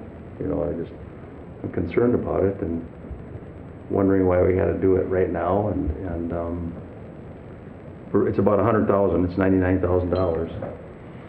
The cost, and if we accept this bid award from, it's a company, I guess, up in Edina, then we're stuck with that, and I just don't know what to expect. So what do you have for reflections? I'd like to hear what the board might have to say about that. What are your concerns? I guess the types of plants or the spacings or? Yeah, just the look, like we went over the building plans. There was no real solid draft plan shown to us. There was just some plantings put in there when we looked at the building. Renderings that they showed us beginning. Yeah. No, And we talked about hopefully having some nice landscaping, and I just wish that we would have had some time to at least look at it and kind of give our approval, a nod, or if there was anything that we or anybody else in the community would like to add to it, that's all. Even if it was, if we could delay it for 2 weeks and just look at what it's really going to look like. I don't know if that would impact anything, would it, Bob? Or? Well, in my communication with ISG, that's not part of their standard service set, and so if you want colored renderings, that would be an additional cost that we would have to engage them with. Okay. We did talk a little bit, when we had the part in between Vine and our building. Oh, that little park area there. Yeah, we talked about that. We talked a little bit about kind of general terms around the whole complex. I don't know, I was satisfied with that, but. Yeah, I guess I'm comfortable with their recommendation and what they think the planning should be for the shrubs from the landscaping company. I'm not an expert in that. I won't have any idea what to put there. We know a dogwood though from a, Dogwood's for the solar. That's for the solar farm. Solar farm. We know. You were pretty expert on that. Well, no, I was reading from a prepared statement from the staff, a recommendation of a dogwood. So I have to trust the staff, and I have to trust this landscaping company that they know. Red dogwood, isn't it? Was it red? Yeah, it was a red dog. It was, so I guess I'm comfortable with moving forward, and I'm not that. Technically, I wouldn't know what would look good or be good, and I could change the subject right now and talk about some trees along some county roads, but I'm not going to. Oh, no. But we are. What about? I'm okay with using the advice of the landscaping company and staying within the. I'm okay with the dollar amount. Is there any wiggle room when we look at this then with them? I mean, because we're going to have that sign at an angle, isn't it, Bob? It's planned for on the corner. It's kind of a highlighted area, see, of our city. You come down Glenwood, and you're going to see this new structure right there with a big sign that's on the ground, and we're hoping that that's going to be sort of a highlighting Blue Earth County. You know what I mean? To me, it's just important. I don't want to stop anything from moving forward necessarily. I'm just concerned, and I just want to make sure that planting area around the sign, the main entrance, on the corner. And with our new building, it all fits and it's all flows together. And then walking down that sidewalk, there's a wider space there. It's going to be like 15 feet or something from the sidewalk, all the way down to 4th Street. And I just wish that we could have seen that, Bob, and just kind of, if there was any input we could have had, maybe we can still have some input when they come forward with their fleshing out their proposal somehow. Maybe the company itself would be willing to. We certainly could engage them in that conversation. Yeah. It makes sense, but I'm back to the point that looking at I'd be better off changing the project while I'm standing there looking at the project. But that's very difficult to do on a project like this. I can't look at. The renderings would help me, but I'm just comfortable with what the recommendations of ISG and the company that's performing the service. They both want it to look good. ISG especially wants it to look good. I would imagine that's their name on this board. So. That's what I was going to say. There was discussion on the front end about this is a gateway to downtown. I thought they had that. Very nice and professional, and so I think there is a commitment to achieving that outcome. Well, and that's my thoughts. That's my thoughts too. Is these folks are going to put it together so it not only looks nice right away, but it's going to continue to look nice, and I don't have that expertise. I mean, I might look at something and say, boy, that looks really nice right now, but in 5 years it's going to be overgrown, it's going to be too big. So I trust their judgment.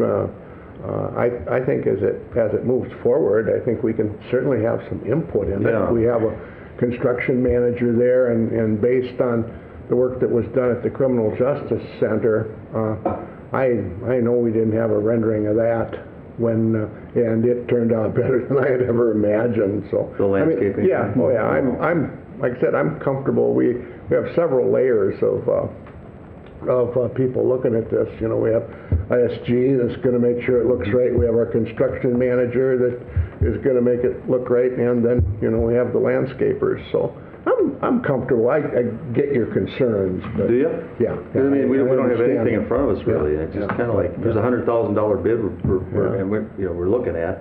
And I'm just trying to share my concern. I don't like the idea that that's how we have to move forward with doing business. You know, that's my concern. I don't like it, I guess, to be honest.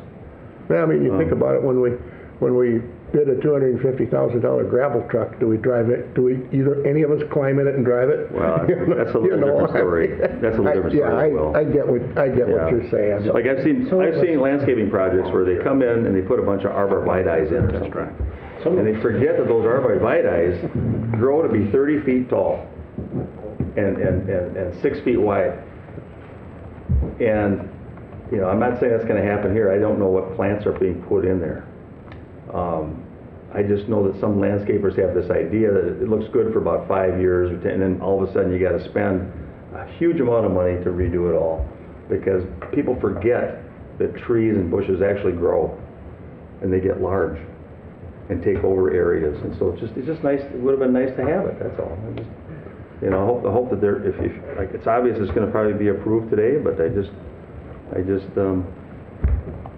don't like approving something without a little bit more meat on the table. Bob? You mean plants? Plants on the table, yeah. Mm-hmm. I believe we have a motion and a second. Yeah, go ahead. Any more discussion? No. I don't have Okay, anything. all those in favor signify by saying aye. Aye. Those opposed? Me. All right, motion carries.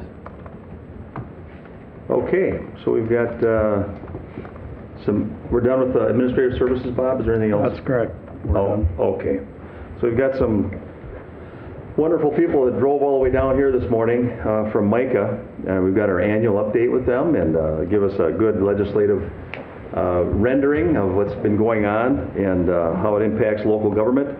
So welcome Keith Carlson, Ryan Erdman, Steve Novak, and Nancy Saliski. Thank you. Come on up here and Good morning. Good morning, everybody. just don't talk about plants. Good morning, Commissioners.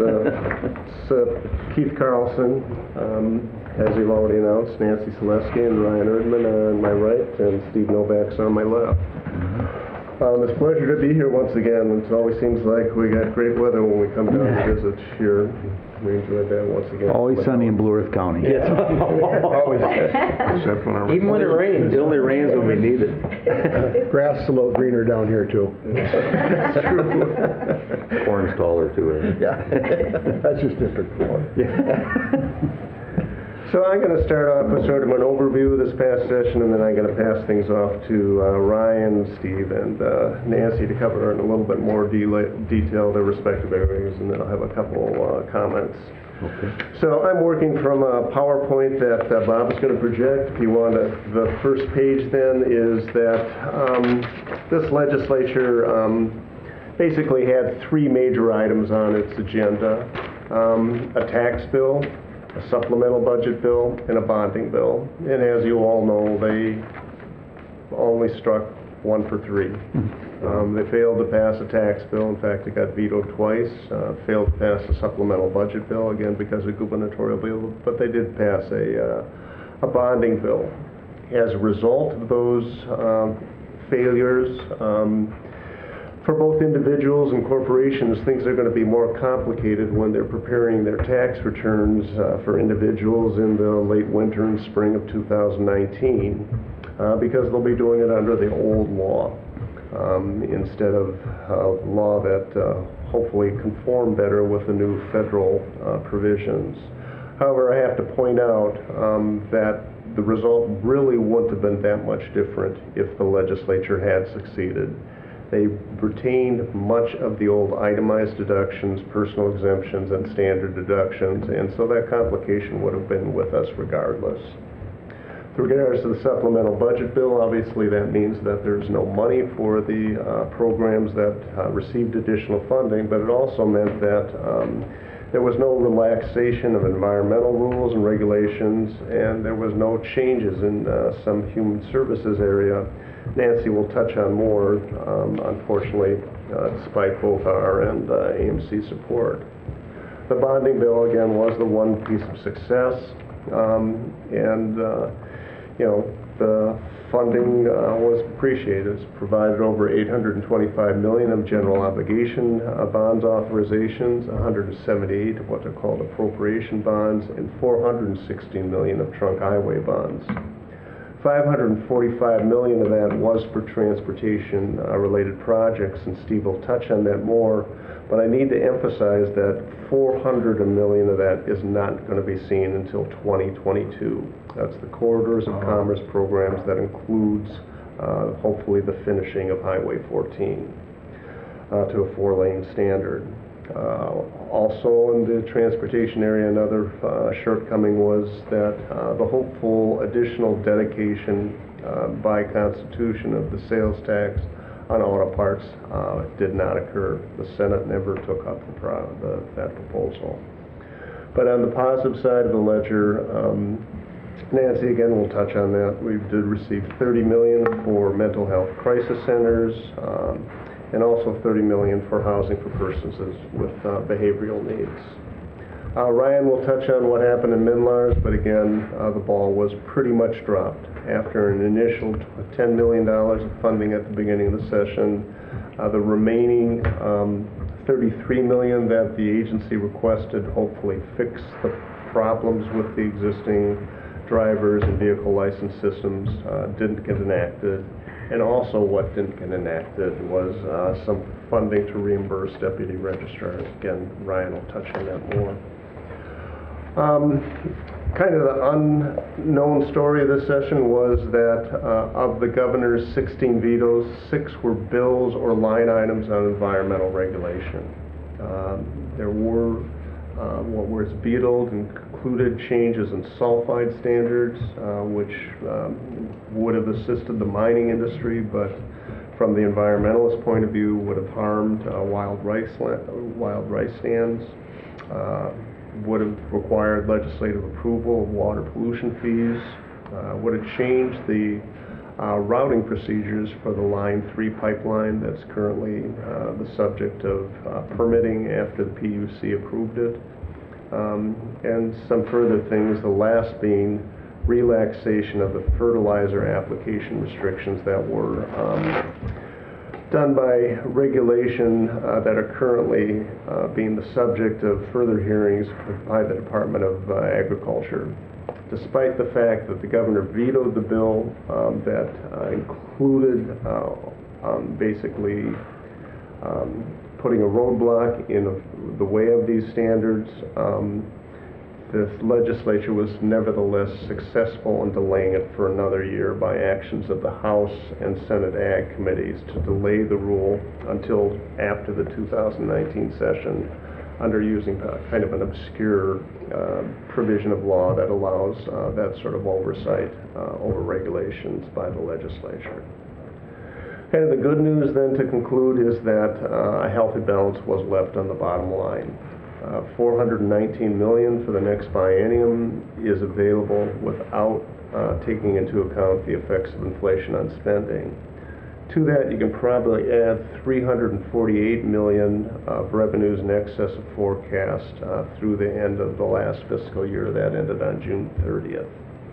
So over $700 million is available, but unfortunately you contrast that with anticipated spending if you include inflation of another $1.22 billion, they're still coming up short. Now the legislature controls that, but in certain big money areas such as education aids, they almost always give inflationary increases. So they are facing challenges, and the challenge gets worse in the human services area, particularly with regards to medical assistance. The Healthcare Access Fund, that's historically was the funding source for MinCare, has basically gone through a transition since the Federal Affordable Care Act went into effect in 2014. And now its primary obligation is to fund a portion of the cost of medical assistance. Over $1 billion of medical assistance is funded by the Healthcare Access Fund, whose almost exclusive revenue is the 2% tax on medical providers that expires at the end of 2019. As a consequence, big question mark for the legislature is what are you going to do to deal with that? To an extent, the legislature sort of began to deal with that by nibbling around the edges, but frankly, that's not going to work. They tried adding work requirements for medical assistance. That doesn't save money for the state. It in fact cost the state $9 million. And worse, it would have cost counties to do the actual oversight of the individual subject to that over $284 million in the next biennium.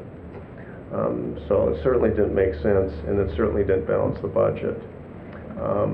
So I've included on the last slide here sort of the outlays for medical assistance, much of which politically is just untouchable. It includes things like long-term care facilities, funding for our elderly and disabled and nursing homes, long-term care waivers, again, for the elderly and disabled receiving care in the community, just basic medical cost for going to the doctor or hospital for the elderly and disabled. Again, something that generally is not touched. One thing that could be touched is adults with no children, but that would only save them $400 million for the biennium. That would still leave a $300 million hole per year on the problem. So that's one of the big issues going into the next session. So with that, I'm going to conclude and turn things over to Ryan, unless you've got some immediate questions for me. Just a quick question on the pipeline you're talking about. Is that the Enbridge project? You mean it's coming through? It's the Enbridge project. Oh, okay. All right. And then I was just curious because some people probably want to know why.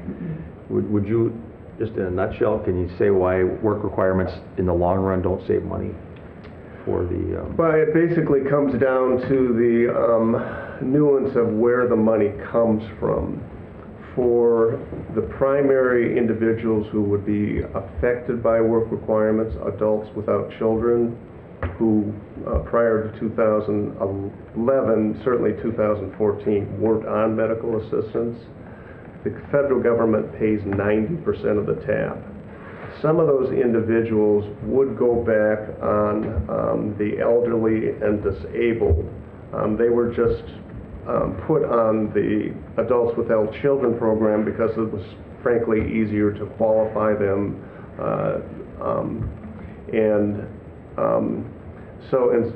For the rest of medical assistance, the federal government only pays 50% of the tab. So you put work requirements on, they will reapply as for the disabled program. Now instead of receiving 90% funding from the Fed, we're only receiving 50% funding. Yeah. So it's a further outlay for the state. So that's the basic calculus that goes into the fact that it actually costs money.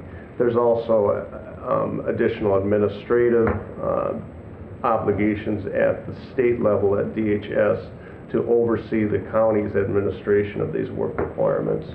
So the two of them together are the additional cost for the state. And again, the big cost are us, because us, the counties, for overseeing these individuals.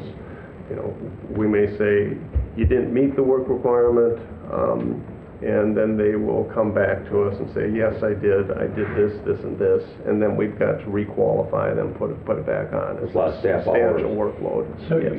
yes, so you might even have to contemplate maybe more staff, or, I mean, I don't know how much more it would take. But It's hours certainly, wise, I would defer to Phil and yeah. stuff, but it's almost certainly going to require additional staffing for the counties to do this. We contract out for some of that too, don't we, Bob? Well, for the employment services piece, but, you know, it would require our staff in financial assistance to do more work as well. Okay. They're not doing that now, are they? Well, not the work requirements. Yeah, I just know there's a lot of dollars that are spun off that aren't noticed for the extra work that it takes to get people to work. Basically, the bottom line is for every $1 that it saves, it only returns 10 cents to the state. 90 cents goes to the federal government. So that's yeah, I know. There's some things we don't see. Yep. So if I can Thank turn you. things over to Ryan then, let's start. Sure. Yeah, I'll go next. Again, Ryan Erdman, I cover corrections and public safety for MICA and AMC and MACAC, and looking to pick up some other associations. 3 hats is enough. The main thing I'll talk to you about, and Keith already gave you the highlights, is MNLARS and the impact that's having on your license center and the deputy registrars all across the state. As Keith alluded to, prior to session, the governor and the administration asked for $43 million to fix MNLARS. Had they received all of that money, they were still talking about the end of this calendar year and even into 2019 to have all the critical fixes completed. They said in order to not lay off staff, they needed $10 million of that within the first week of session. They didn't quite get it, but they did get it within the first month of session. That $10 million did come through. As one of the conditions of that $10 million, the legislature created an oversight committee in early June. They had the most recent meeting of that oversight committee, and they got an update on how far the $10 million is going to go, and that's going to be running out sometime, depending on exactly which projects they prioritize, between August and October of this year. They will be back to square one in terms of staffing, in terms of what they can do with the contracts, because the other $33 million didn't come through. So that means that many of the critical fixes are now on a timeline that puts it well into 2019, even 2020, you know, barring additional action from the legislature next session. So very slow progress towards fixing the system for your folks over in the License Center. It's also on Keith's slide. They did in a couple of different places. They had included $5 million in reimbursements in the omnibus bill that was vetoed. They did a standalone bill that was $9 million in reimbursements for deputy registrars for costs already incurred over the course of this first year of rollout. That was vetoed by the governor. One, he didn't like that they took it from a special revenue fund, and the second part of that is he only wanted that money to be in conjunction with money for fixes, and since that went as a standalone, he vetoed that. So no support for costs you've already incurred. I don't know the specifics of your licensed center, but anecdotally, I know across the state it's employee overtime, maybe even added staff, just to deal with the way the workload has trickled down on the MNLARS implementation. And of course, we do also have Real ID coming online this fall.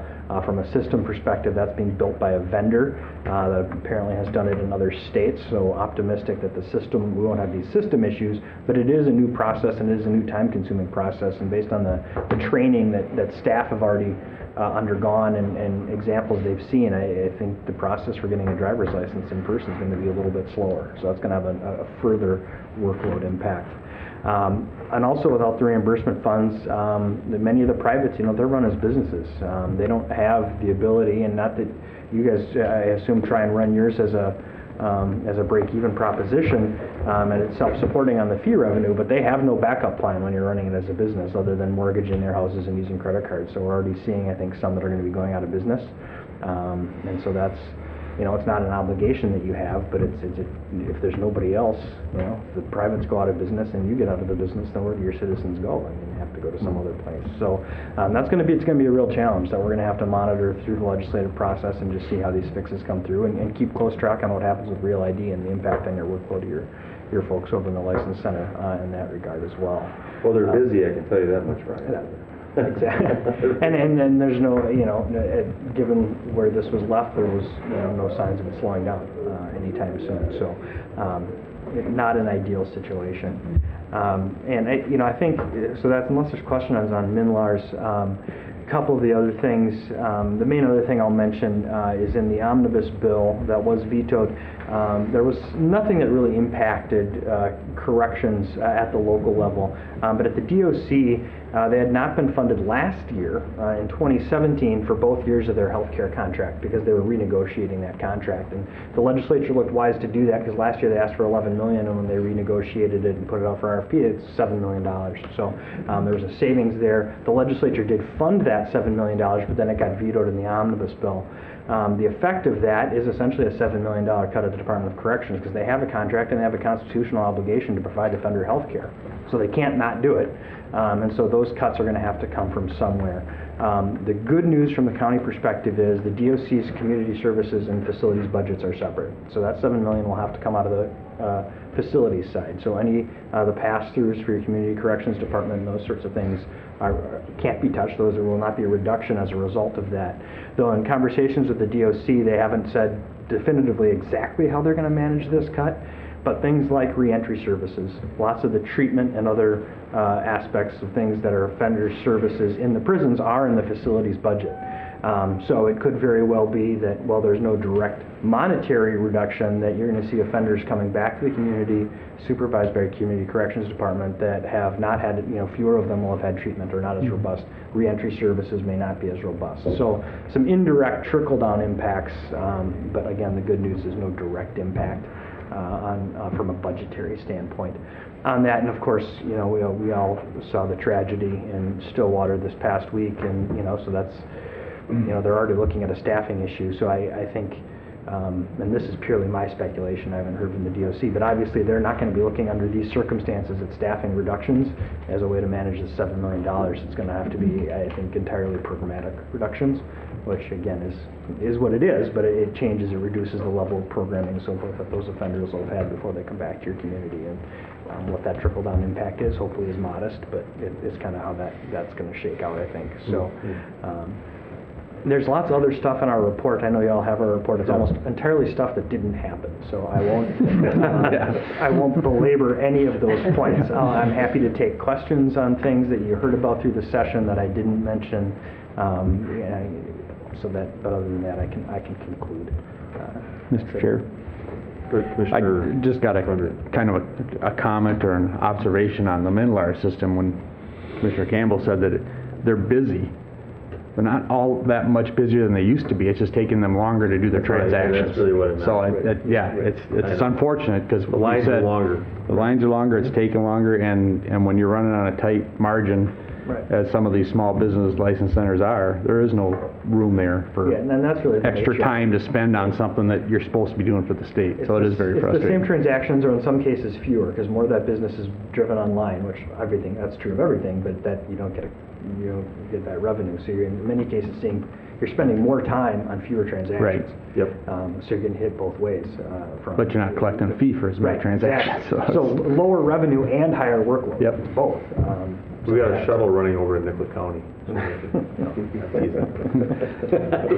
So they can run over there and wait. And there's a private one over there. Yeah. And I understood it was the other way. That's probably true. And Nancy will talk about METs, and I think by all accounts the MET system is actually worse, but it's not a public, and it's perhaps less effective, but it's not a public-facing system the way the MNLAR system is. So, I think from an IT perspective, that's maybe a bigger problem for us and for counties, but that's really inside baseball on that system. And MNLAR's, it's an everyday thing that basically every one of your citizens has to deal with, and it's right out there in the open, causing a major headache. So, and it's not a headache that apparently is going to go away based on the way the legislative sessions are going. The only other thing that was from my mind, maybe could be addressed, even maybe Nancy, I don't know, but was it about 15 years ago, the state made a decision, maybe it was more than that, 20, to cut way back. They had an ombudsman office for the Department of Corrections. Yeah, it's been gone for 25 maybe? 20 maybe, yeah. I don't even know. I just know that there was a decision made with one of the governors or somebody in legislation. And they kept some of the staff on board in an office, and then as attrition occurred, they just disappeared, they just were gone. Yeah. And so they started to assign services to some staff people that work for corrections. And, and then in light of what's happened, that could happen regardless. Who knows the circumstances of what happened in Stillwater. But I think about these issues because we make sure that patients have ombudsmen. We make sure that long-term care has ombudsmen.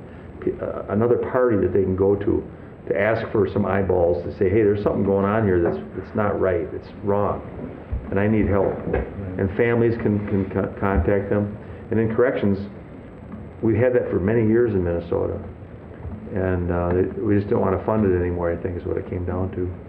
Yeah, that was before my time. I've been at this a while, 11 years, but still before my time that office went away. Though I will say, in defense of the Department of Corrections, I mean, they've been requesting funds for staffing. They've undergone an ACA accreditation, which is something that, for a variety of reasons, they had not been doing for a while. Okay. And they have returned to going through an ACA accreditation process and stuff like that. So, you know, I certainly will, you know, as much as it pains me sometimes to praise state agencies, because we're county folks, you know, I think they've done a nice job of making sure that they're running a professional operation and sought that outside support and accreditation to lend some credence to the good work that they're doing. So, just an observation I wanted to point out, because you know, when you don't have a pressure valve person to go to when there's issues, right. Hopefully they built something into the system so that that's still there for people who live in those environments. Okay. Steve? Okay, Steve Novak, Transportation. Always good to be in Blue Earth County.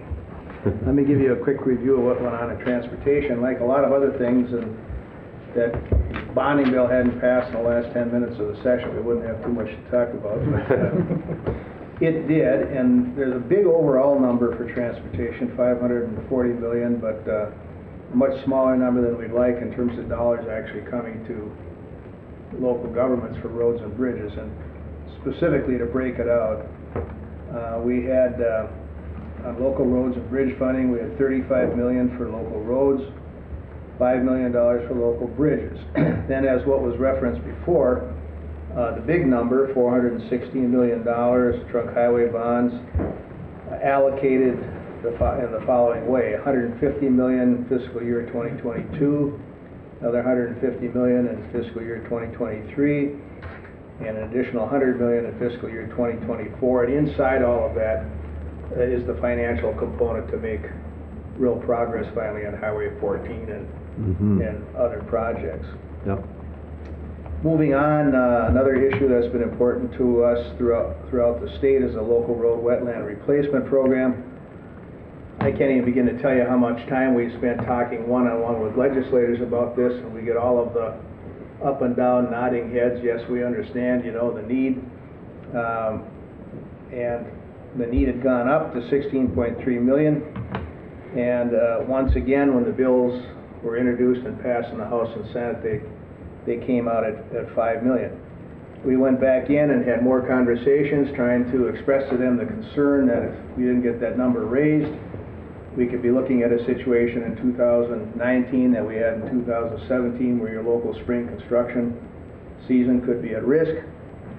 They did move the number up to $6.7 million. Whether or not that's enough through a variety of mechanisms to keep that crisis from occurring next spring, you know, we're really not going to know till later in the year, but that's where it ended up, $6.7 million. Another issue that had a lot of hearings and a lot of discussion was this issue of the constitutional amendment related to sales tax on auto parts.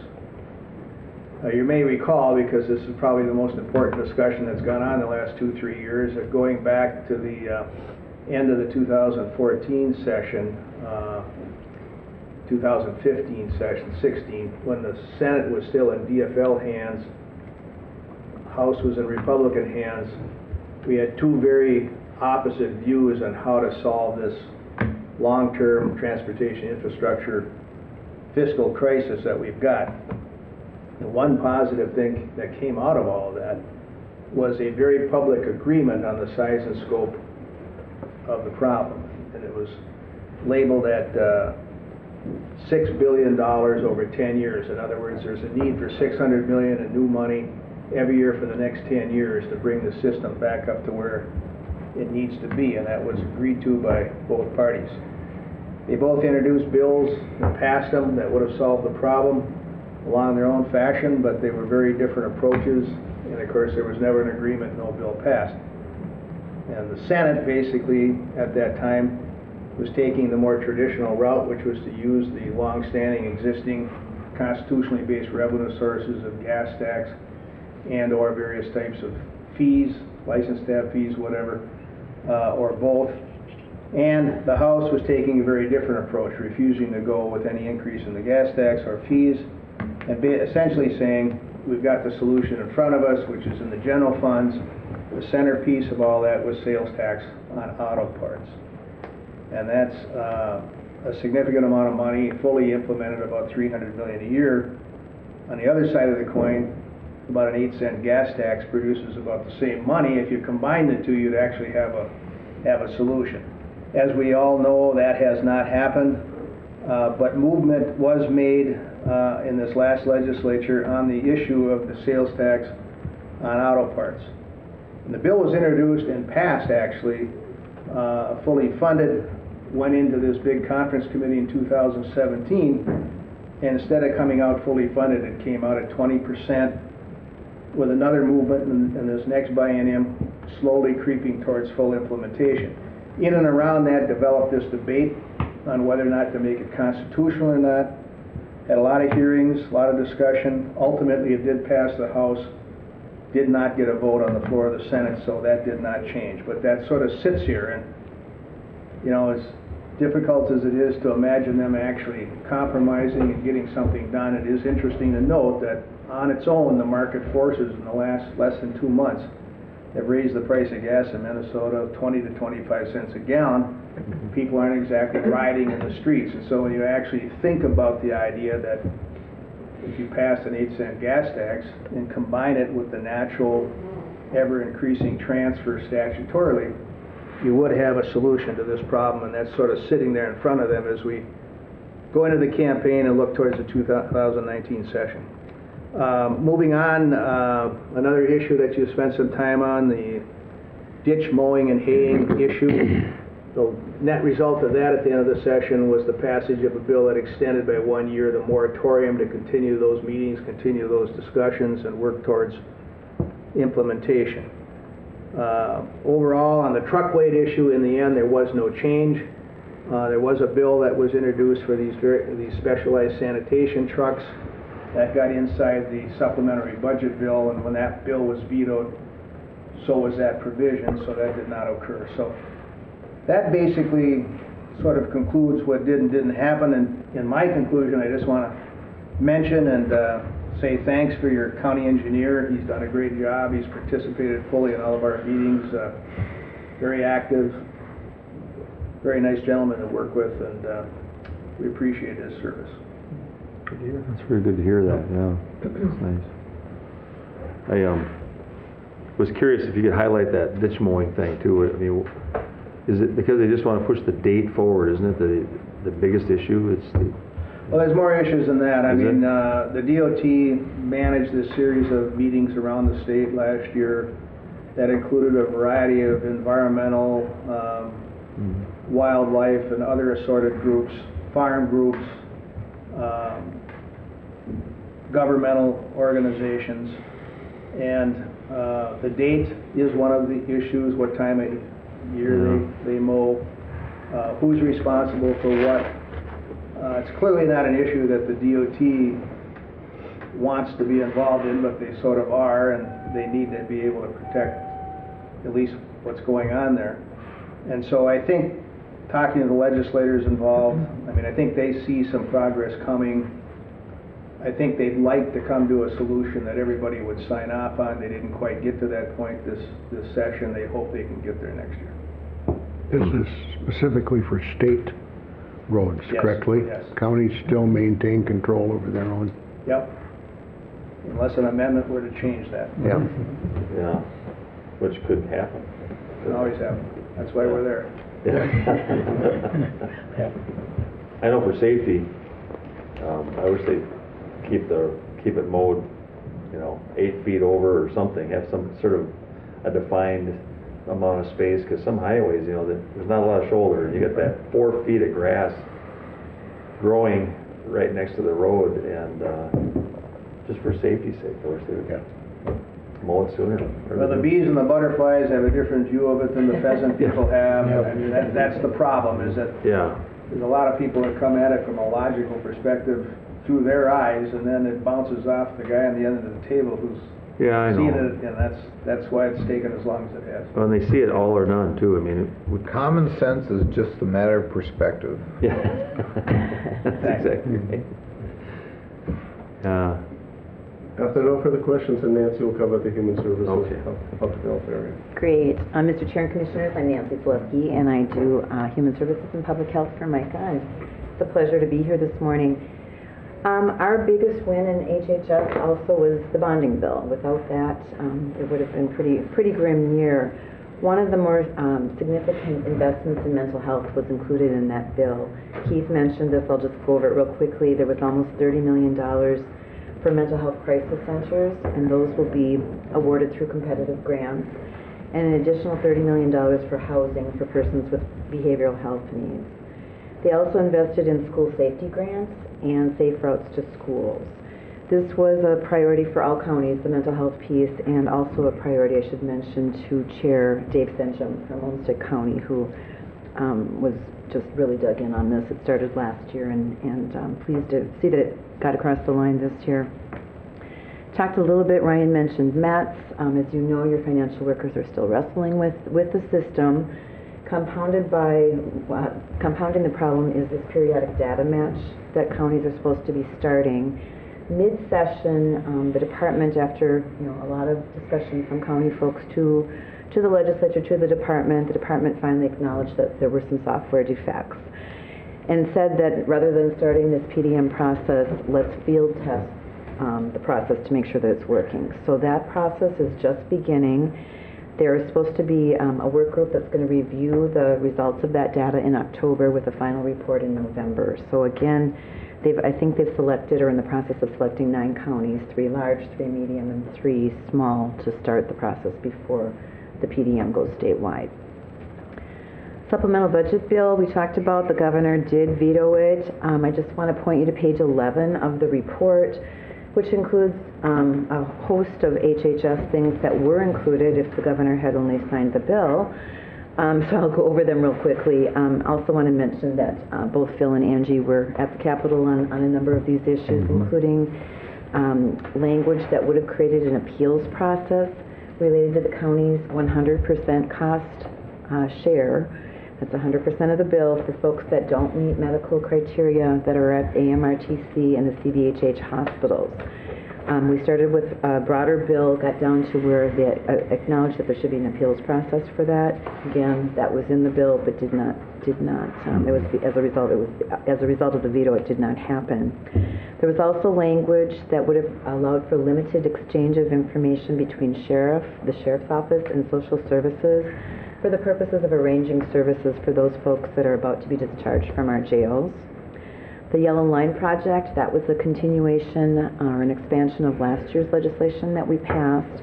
It tweaked the language some, and it also expanded it to allow American Indian tribes the ability to provide this service. And finally, the most important thing is the state would have picked up the non-federal share. That again was included, but did not happen. Min choices, they started looking at language to develop some efficiencies within that assessment tool. That was in there. That came out of an Abler initiative last year, and they've been trying to modify it or make it more efficient since that happened. We worked with both Micah and AMC, Keith and AMC worked on language that would have required Minute, the state's IT agency, to provide opportunities for local agencies to weigh in before new software is developed that we will be using, that counties will be primary users of. That was also included. Another thing I should mention, opioids. They did put $16 million into opioid prevention and pilot projects, and again, that was vetoed. We'll see that again next year. That's was a controversial issue and has been for the last couple of years. So we will see all of these things. In fact, I'm dusting off the legislation this last year and getting it ready to get jacketed, and here we go again. So what did pass? So just a couple of things. They did make some modest reforms to child care. Prior to this year, child care providers and centers were required to post correction orders for 2 years in the facilities. That's also already required online, so they took that requirement that it be physically posted in the facilities away, and the governor did sign that bill into law. There was also language in a bill that was quite controversial in that minor children were being fingerprinted, the minor children of the child care providers. So there's language that says minors age 12 to 17 who are family members are exempted from that fingerprinting unless they're directly working with the kids. If they're directly providing care, then they would be fingerprinted. The department also has leeway on this. If they suspect that there's a reason to look into a family and look into those children, they do have leeway to do so. Can I ask? Yes. Why 12 to 18 they don't need to be? Why not 0 then? So that means younger kids have to be fingerprinted? It doesn't. I think the law before said. Was 12. that- Right, Okay. right. Excuse me, right. Makes sense. The younger never did. They never were on that part. Exactly. Yeah. Okay. Exactly. And then I also want to mention that there was some discussion about fraud within the child care protection or child care assistance program, the CCAP system. There was language that passed that requires DHS to provide training to counties as well as private licensing agencies on ways to identify and prevent fraud related to those CCAP public dollars. So those 3 initiatives were signed into law by governor as standalone bills. A couple of other things that did not happen. A priority for all counties was the 20% withhold related to child protection and not meeting certain performance measures. A lot of support for that in the Senate. It was a neutral, budget neutral initiative, the argument being those that don't meet those measures need the dollars more than anyone else. A lot of support for it in the Senate. The House did push back on it. Specifically, the House chair was just thinking that these dollars have been given to counties, and counties should be up to speed on this. So that did not get over the line. We expect we'll be introducing that again this year. There was also a House proposal that would have repealed MNsure and replaced the MET system with a county-based system. And that would have required us to manage not only the MA population, but also Minnesota Care. Several hearings, but that did not pass. In fact, it was not introduced in the Senate. Keith has already talked about the work requirements for medical assistance. I'll leave it at that, other than to say that I think everyone agrees that everyone should work to their capacity, but that there are extenuating circumstances, like, as Keith referenced, $284 million cost to counties to monitor this. So when that local impact note was produced, the discussion kind of stopped at that point. And I think I just saw that, I think it was Kentucky, or was it Kansas? Those K-states. Was it Kentucky? They had a work requirement bill for some services that it was ruled unconstitutional by a judge, and the administration has pulled back on that right now because it's been deemed to not be constitutional. Welfare reform was another issue that was on the budget, or on the agenda. There were hearings in both the House and Senate. It was indicated that this was just a conversation starter at this point. They were looking at certain modifications to the EBT cards.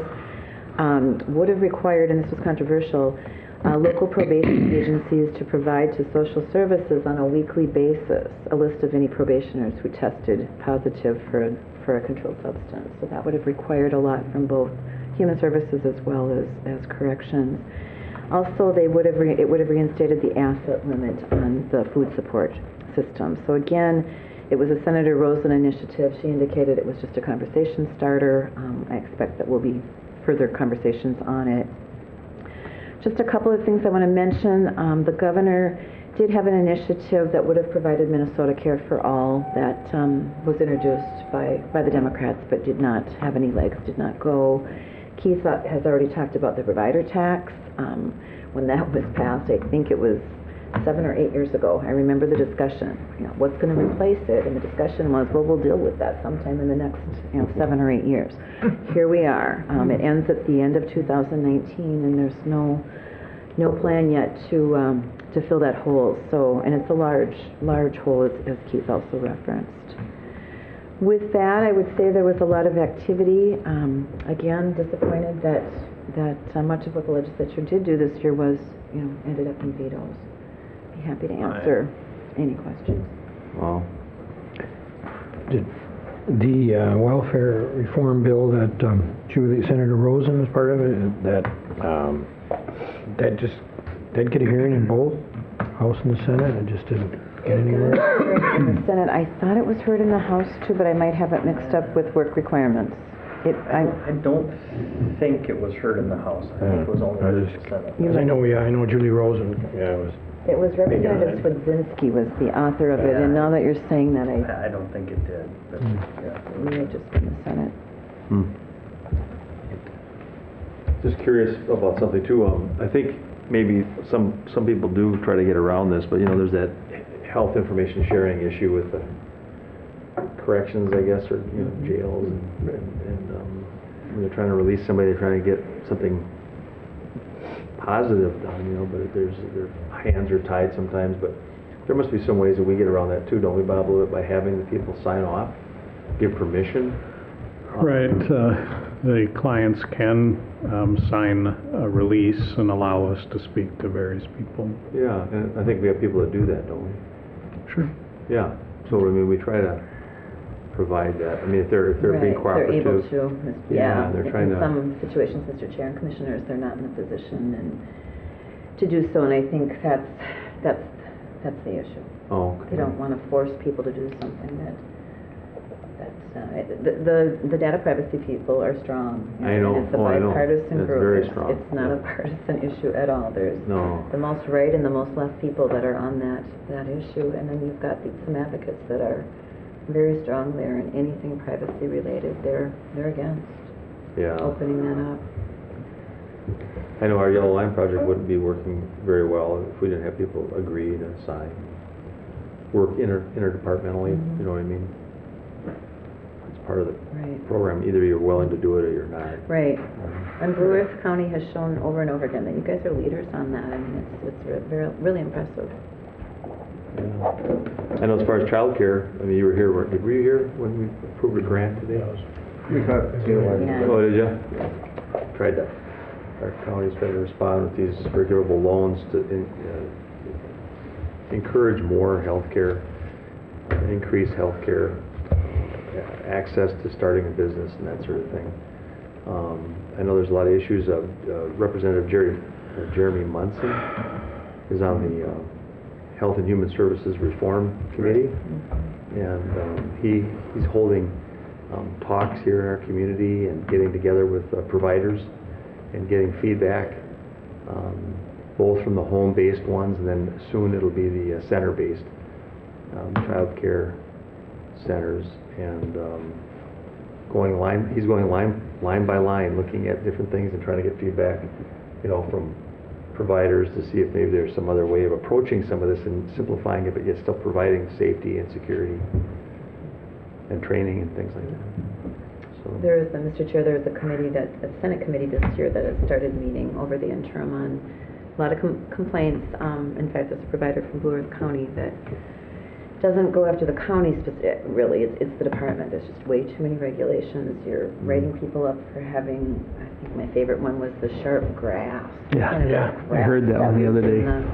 In the yard, and it was sharp, and that should be pulled up, and the plunger in the bathroom, and I mean things that, rather than just having somebody say, do a fix-it ticket as an example, which they're starting to do more of actually. That passed last year if it's not an egregious violation. Great. Health and safety. I think without revealing too much, I know I attended this last session with Jeremy Munson and some people last week, and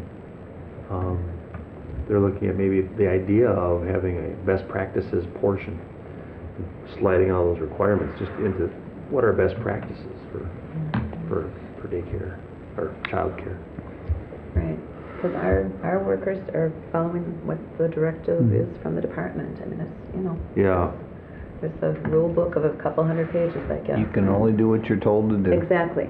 So I think the providers have been quite vocal, but it's been against the department primarily. It's a big issue. It really is. Well, with that, Mr. Chairman, I think that completes our presentation. I do want to thank Blue Earth for its continued membership and recognize Commissioner Brunder and Commissioner People for representing your county on our board of directors. They're religiously attend our hearings and bring back the updates that they receive from our board meetings monthly. Also want to recognize your staff. Bob and your staff are just superb, whether it's your human services, whether it's Lisa Malinsky, your county engineer. They all participate in our staff committees and share some of the innovations that are happening in Blue Earth County with our other county members and are invaluable. So with that, I'll conclude. Be happy to hear any final questions or comments. Does the board have any final questions?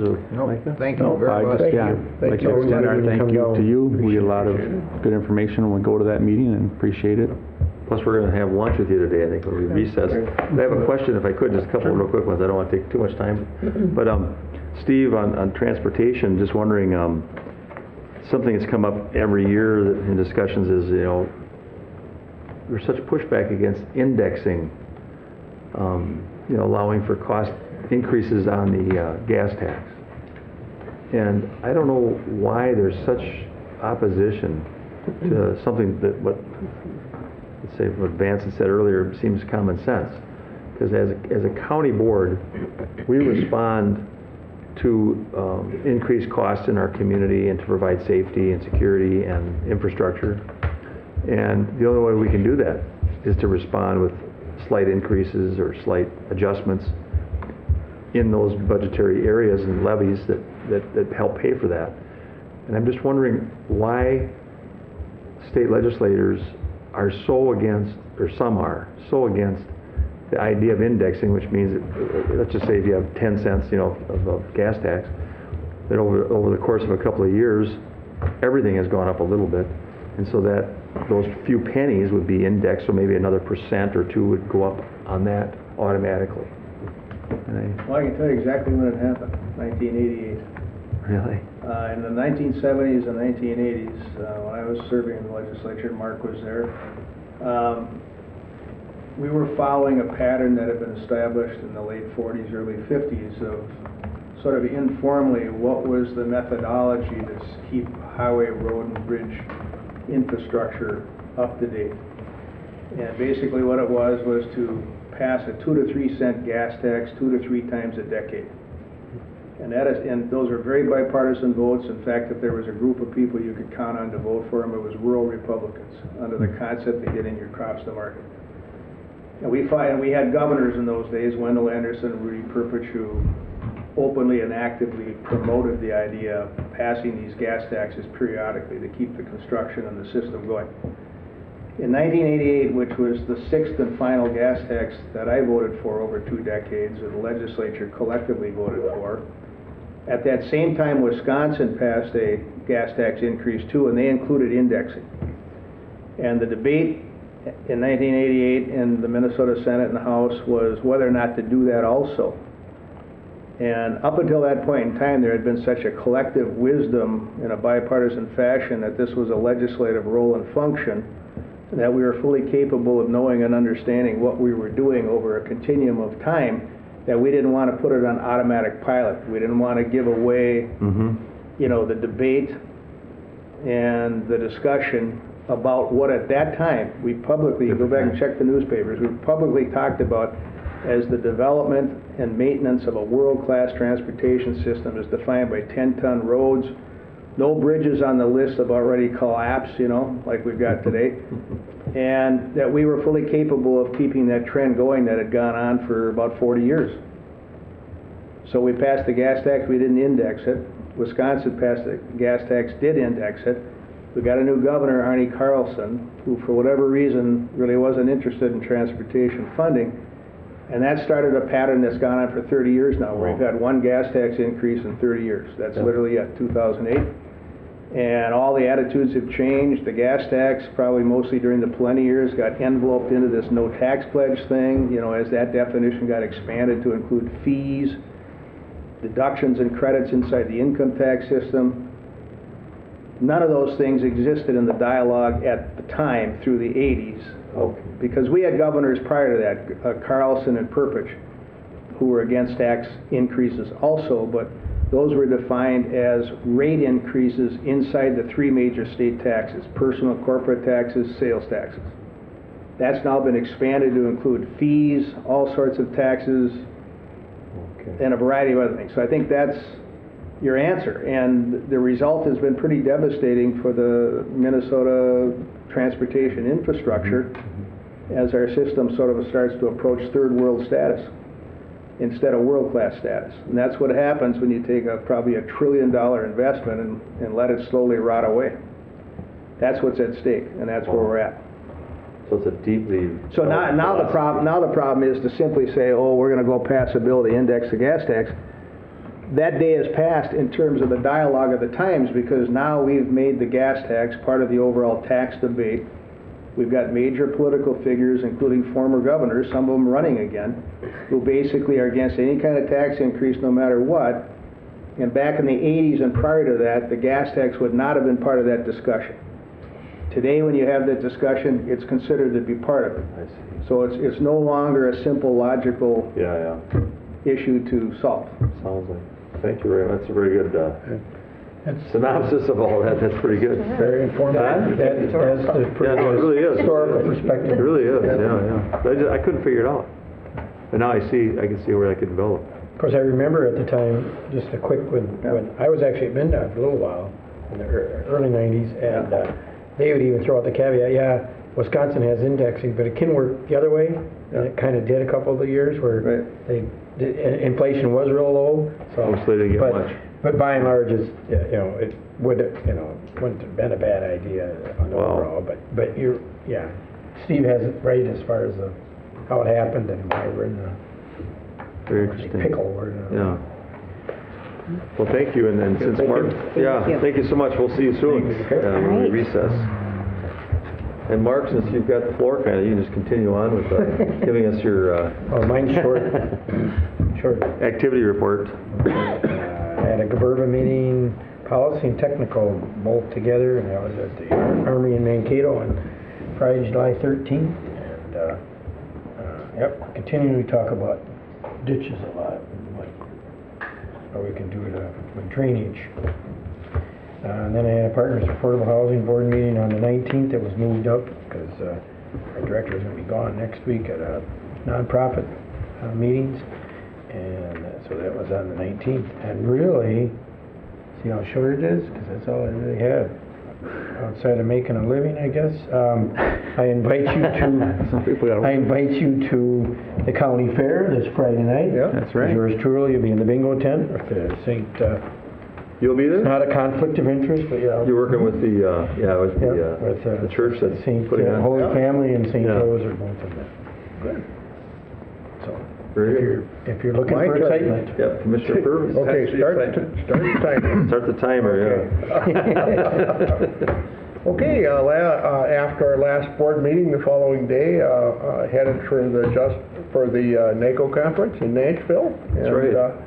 Got there on the 13th, spent that day attending my Justice and Public Safety Steering Committee meetings, meeting in the morning, meeting in the afternoon.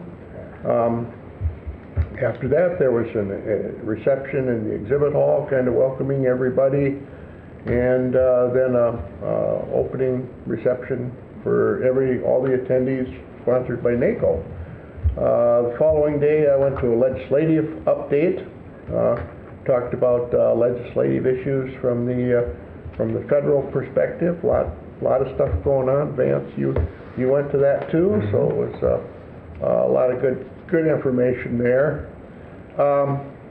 After that, I attended another work session, and I spent a lot of time on public safety issues while I was there, just because there was a lot of stuff going on that I felt that was pertinent to Blue Earth County. Attended a work session for the fiscal case for criminal justice reform. Basically just what it says, by reforming our system we can save some significant county dollars. So very good there. I think we both went to that one too. Yep. Then we had the general session, Minnesota caucus after that. The following day, attended a work session on criminal justice and behavioral health. That was using the screening assessment to identify behavioral health needs. That was right out of the handbook for the Yellow Line project. I was very pleased to see that we've got an excellent program going. The one thing I did notice was that the bigger the county, the bigger the problems. And there seems to be a real big focus on treating these folks for mental illnesses and chemical dependency issues and stuff before they go to jail. Also, piggybacking on that, I attended another session on treating these folks that wind up incarcerated. And believe me, we're way ahead of the curve by doing everything we can to keep them out of the jail if they have these issues. And Vance and I were both at the Achievement Awards banquet where we were recognized. Lewis County was recognized for the Yellow Line project. We weren't the top winners, but we were certainly recognized for that project. Did they have you come up on stage? Nope. They didn't? No, we were just listed. We were just listed as 600 awards. Oh, yeah, there was quite a few awards. Yeah. Okay. Yeah, but nice to be recognized from that standpoint. Following day, I had a juvenile justice reform discussion. Talked a lot about crisis intervention for juveniles. Of course, we all recognize that we need crisis intervention for the adults and stuff prior to arrest. They talked a lot about, having specialized crisis intervention for juveniles, which I heartily agree with, and I hope as we go forward with our juvenile center that we look at that. Business meeting and election, had a rock'em stock'em election of the second vice president. What did it take, Vance? 3 votes to get second? Well, that's something. Second vice president. We were kind of leaning towards Larry last year, but it was interesting. Yep. Then we had the general session and the closing celebration at the Grand Ole Opry that evening, which was very, very interesting. Always good to network with everybody from around the nation at these things. And then yesterday I attended the Rural Minnesota Energy Board tour. We headed up to the metro area where we looked at Hennepin County's solid waste disposal system, right smack dab in the middle of Minneapolis. They're collecting garbage and burning it. And we're not too far from the river, really, is it? Right, well, right by is it Target Center, I think? Oh, yeah. Right down there by the... I know. Yeah. Off Washington or something somewhere. Yeah, right down there by Target Center. And then after we were done with that, then we toured the MISO facility up there. And I bet you're wondering what MISO does. They control the grid, the electrical grid. Wow. They gave us a presentation on what they're doing, and then they showed us to this big room that has many monitors on it that literally show where the electricity is being produced and where it's going to. And those folks control who produces the energy, how much it costs, and where it goes. And I was pleased to know that there's a lot of redundancy built into that system. There are 3 different centers around the nation that control just our region. And all 3 centers are capable of controlling the entire region from their facilities. So very, very interesting tour. Like I said, these folks literally have their hand on the button of electricity in the region. So that's my report. Wow, sounds very interesting. Yeah. Thank you. We'll just go down the line. I'm just going to go ahead and do mine, and then Kip, and then Vance. So Tuesday the 10th, of course, we had our county board meeting. That's when we took from the table that solar project, and Kip, you added quite a few some conditions. We all agreed on that. Decided to go with private firms for audits, try it out, and of course we had our luncheon at Rounders. And it was nice that P&Z folks came, George and Aaron, and is it Jacqueline? Who's the young lady? Jackie. Wednesday the 11th, I drove over to Owatonna for the Highway 14 Partnership Annual Meeting, and we re-elected our officers. It was our annual meeting. Karen Foreman is still remaining president and does a good job. Pat Henches is our vice president is Kevin, is it Rainey? He's on the city council for Owatonna, and then Pat Henches is our treasurer. We also had a reception for thanking our area legislators because, you know, we got the funding, even though it's out a little ways, we got the funding so we can finish that piece on Highway 14 there between Rochester and Owatonna. So it's really quite of a thing to know that's going forward. And Charlie Zelli, of course, spoke, and our District 6 and 7 engineers spoke. You know, Greg Oos from here gave an update and funding and talked about a lot of issues of concern. Wednesday continued. I came back and went to the True Transit with Vine, the Transportation Advisory Committee. So that's the TAC, and reviewed how things have been going the last 6 months, and actually most of it was positive, good input. The staff at Vine do a really good job with True Transit and with collecting the data and presenting it. They've been out to many, many communities, many events, and trying to get the word out there, because a lot of people don't even know it's available. And right now it's still mainly just people call. So they get calls daily to go out and pick up people and give them transportation. They're doing free bus rides to the county fair too, which I think is very positive. To kind of highlight it, try to get people to know. So they picked the day. I think it was Thursday or something, or I think it's Thursday and Friday both. Could be free rides. But very nice. Excellent. Yeah, and Thursday is Senior Citizens Day. I know that county fair. We talked about their storage facility right now. They're leasing a space. And so that's what we utilize. It's got 4 doors, and they can go up there and get the vehicles out when they need them. And they're protected. On the 12th, I met with a local resident. Friday the 13th, I attended the 5th Judicial Veterans Court. Pat McDermott needs to be thanked for his efforts over these last years of getting that Veterans Court going. It was their 5th celebration of having that, and there was people that got up and spoke, and nice. A lot of people there that give support for that Veterans Court. It was really something to see, and they said it really saved their life. So also attended the retirement for Gordy Regenscheid. You guys know who that is? Works for MnDOT. Altogether, he was a couple different departments, but 40 years service.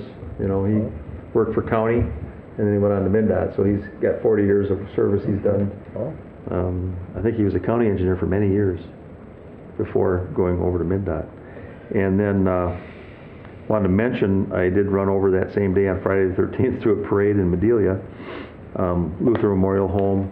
I volunteer there, and so I'll tell you, that parade over there is pretty big. It's getting bigger and bigger every year, the Medelia parade. So also, Monday the 16th, Lincoln Park Neighborhood Association meeting. We have city staff that attend and law enforcement, and we talk about the needs of our community in our neighborhood. Wednesday the 18th, I went over to Henderson. Oh no, I had a meeting, getting ready to go to the meeting over in Henderson to talk about some things with the Minnesota River Congress. So then on Thursday the 19th was in Henderson. We have a 2.5 hour meeting over there usually, and talked about, this time it was of interest, I mentioned it to you, Kip, that we're thinking of focusing on all of the SWCDs that are within the basin, which is quite a few, and to hear what they have to say, and to hear what they need to continue to nurture best practices for soil and water health. And so that'll be interesting if we do that. It would be late fall if we get into that, probably in middle of November for another River Congress. and to be announced. There'll be further information to be announced. And then, of course, like I mentioned earlier, I attended that listening session with Representative Jeremy Munson, who I think is doing an excellent job. The questions he asks, the notes he took, the manner in which he's handling the people there, he did, I think, a really good job looking at the child care issue concerns that we have. And then wanted to mention real quick, October 10th is our Minnesota Department of Health Conference up at Cragun's. Mainly would be the 11th and 12th. A lot of people come on the 10th that evening, but if anybody's interested in going, if there's people out there in our community or in other communities that work in public health of any sort, I would really highly recommend attending this conference. It really has a lot of wonderful things and good speakers. With that, then, I'll pass it over to you. All right. Kip? Thank you, Mr. Chair. Yeah. I was also at Gordy's retirement. Oh, yeah. Popped in there for a few minutes. It was nice to see him off. I had a chance to visit with Greg a little bit about some projects and they had going on. And then I had the MVAC annual meeting. I had the privilege of handing out the Robert J. Wolf Award to a Blue Earth County citizen, Betty Oren, who works for Minstar Bank and contributes a lot to different organizations, comes to the table with a lot of horsepower from her Minstar Bank. So she's always very helpful in the soup thing that we have for MVAC, but I've sat on several other committees with her, Educare, and they do a lot of stuff at the church too, her and her husband both. So it was fun to be able to do that. And then I had to give a few words at the end and acknowledge the board members for MVAC, but we had a good program. And then over the weekend, we were at the Tater Days events in Eagle Lake. Pat and I were in the parade, walked through the parade. It was a good turnout. Was it? Yeah, the parade was only about 35 minutes long, but there was a lot of people on the parade route. The kids were everywhere, so it was a lot of fun. And then I've just been having several independent meetings with ditch issues, drainage ditch issues, and some other planning and zoning issues. But other than that, been working. Commissioner Stromberg. Last but not least. Right. Well, maybe it is, Lisa. Well, I got to ask you though, what's that nice flower you got right here? This is my 20th anniversary today. Oh, congratulations. Congratulations. And Yes. the same tie. Nice. The same tie I wore Are you serious? at my wedding. It wasn't a Mickey Mouse wedding. It was. It was, actually. All right. Our last board meeting was July 10th. After the board meeting, I did take off. We drove down to Nashville for the NACO conference. On the 12th, on Thursday, I went on the Cumberland River Compact Tour, and we talked about green infrastructure, water policies. They had a very, very large flood in 2010. Really wiped out Nashville. And so there's a lot of stuff and a lot of transformation that happened after that flood. The recreational issues, the waterfront revitalization, stuff that happened. A lot of talks about why they haven't put up walls yet, and of course it's a political issue. Why, Nashville is one of the few counties, or Davison County is one of the few counties that is the city of Nashville and Davison County together. They have a county board or a city council, which is about 28 people. That covers the whole county, including the city. So it'd be like the city of Mankato and Blue Earth County being together. That type of thing. Equal number, equal votes. They have one sheriff's department that handles all the law enforcement, throughout the county. They don't have a city police. No, that's different. I was talking to the guys down at, that had that big thing, and they said that the sheriff's deputies are not sworn officers. They handle the jail, paper service, stuff like that. Maybe that's... And the sworn officers are city officers. Oh. Maybe that's... But, yeah. But it's all handled through one council, which is throughout the whole... So it's kind of like Dade County, Florida, which is Miami. That's a Miami-Dade County is one thing. So, anyway, to get going, the next day, I started off with my Transportation Steering Committee Resolutions Committee. We had 7 resolutions, which were voted on back at the NACO Ledge Conference, the same resolutions, and nothing changed. So it went through. We had a couple speakers. We had a person from Transportation IT, and then a person from the Burlington Northern Santa Fe Railroad talking. Continued on that day. We had our business meeting for the Transportation Policy Committee. Had some very good speakers, had some very interesting talk about autonomous vehicles and how things are going. Then we had our opening reception that afternoon. On the 14th, again, we had the legislative update that was already talked about. I went through to the Rural Action Caucus that morning. Then I also went to the session on criminal justice reform. Had in our general session, we had a football legend by the name of Eddie George, who played for the Titans, and he's in the Hall of Fame, and it was very interesting. And then, of course, we had our Minnesota delegation caucus to talk about the whole elections and what was going on. On the 15th, I went through some land use planning for large-scale solar development. I saw that, I thought, this might help us. Might be helpful. And it really was interesting, and then they talked a lot about large-scale solar development, but also talked about using it as agricultural and how you can actually get sheep. People have sheep that go inside. They says you can't use goats because goats want to chew on things. They can't use beef cattle because beef cattle would rub up against them and destroy them. Yeah. But sheep work. They also talked about, planting the pollinating plants, so you could use bees, and you could use different things inside those. And they really got away from the myth that you can't reuse it as farm land later on, because most of the stuff that's there can be recycled. The aluminum, the steel, and everything, and it can be pulled up and recycled and turned into farmland in less than a week. So you can use it. Let's see. Then I went on a thing for automated vehicle employment, which is autonomous vehicles. A very interesting pictures that came up is they had a picture of New York City in 1902. Oh. Very busy downtown, all horse and buggies with one car.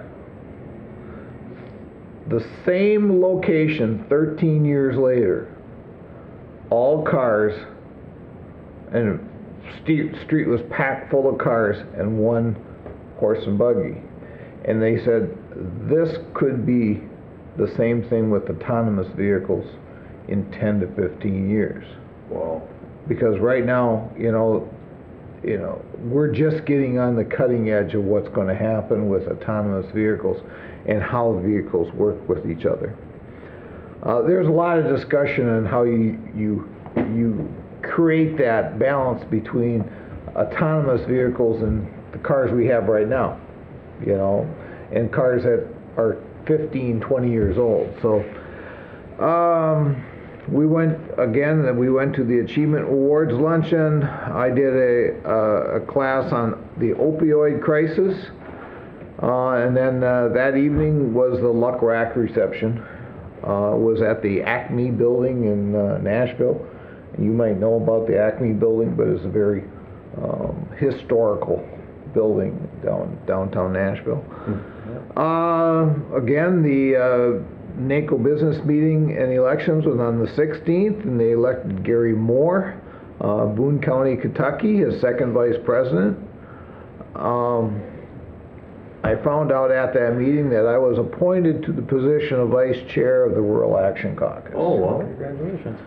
The Rural Action Caucus is a voice for America's rural counties before Congress and the administration. County elected officials from these rural areas are dedicated to solving many critical issues impacting rural life and development. They include infrastructure, broadband, development of new rural clinics and hospitals, road and bridge construction, maintenance, and many more responsibilities. So I've been going to the Rural Action Caucus meetings for years, and I felt good about that. Right after our meeting, we had our Central Region Caucus meeting, and Oklahoma Commissioner Cindy Bobbitt was reelected as chair of that. We had our general session then, and we had our closing celebration event, like Will said, at the Grand Ole Opry, and it was pretty nice. We were able to do the back rooms and going through the back and everything. That's kind of a cool place. And also seeing where the flood hit back in 2010, where the whole Grand Ole Opry was filled up. Yesterday I had a diversity board meeting, and this morning I had an airport commission at 7 a.m. And that's the end of my report. And it was longer than yours. I apologize for that. A lot going on. No, there's a lot of stuff. It's good to hear. Yeah, good to hear those reports. I guess the only thing that I'd like to mention, if it's okay here, is 1 week ago today, my 6th grandchild was born. And so Sina Beth Wilson was born to Kaylin and Linnea, my daughter. Congratulations. Yeah, right here in Mankato. So she was over 9 pounds, and it's a different first name. It's S-I-N-A. So Sina. It's Norwegian. Norwegian? Yeah. Is there anything else for the good of the order today? Move to recess. Just remind everybody to stop at my booth at the county fair. Oh, county fair, okay. Yep, that's coming up this week. Then go afterwards. I have to apologize. I have, after I found that nobody filed against me this year, we set a vacation, and we're leaving for the Black Hills on Thursday morning. On Thursday. So I won't be able to make the fair this year, and I feel bad about that, but it's going to be nice to see the Black Hills. You probably won't be a part of they're having sort of a discussion or a panel or something for people running for the District 1 commissioners. I saw your name was listed with. I won't be back. You won't be there for that, will you? Right? No. Yeah, I won't be back. In fact, the original setting was for August 8th, and I would have been here. Oh, okay. And then I got a call from Pat, and he said, "Oh, Vance, I was wrong with that. It was, but it should be good. Yep. Okay. Should be good discussion with the three women that are running for District 1. So my seat. In January, are you going to make that? Are you going to make that? Oh yeah, I'm going to go. Good for you. There'll be a woman here on your board. That'll be good. Starting in January. And so we'll recess now. We're going to go to the bonfire grill. I'll second the motion. Okay. We'll back up. We don't have a second to the motion yet. I thought I could just declare it anyway. Probably should, but that's okay. So we've got a motion and a second, and so we're going to recess to the bonfire grill.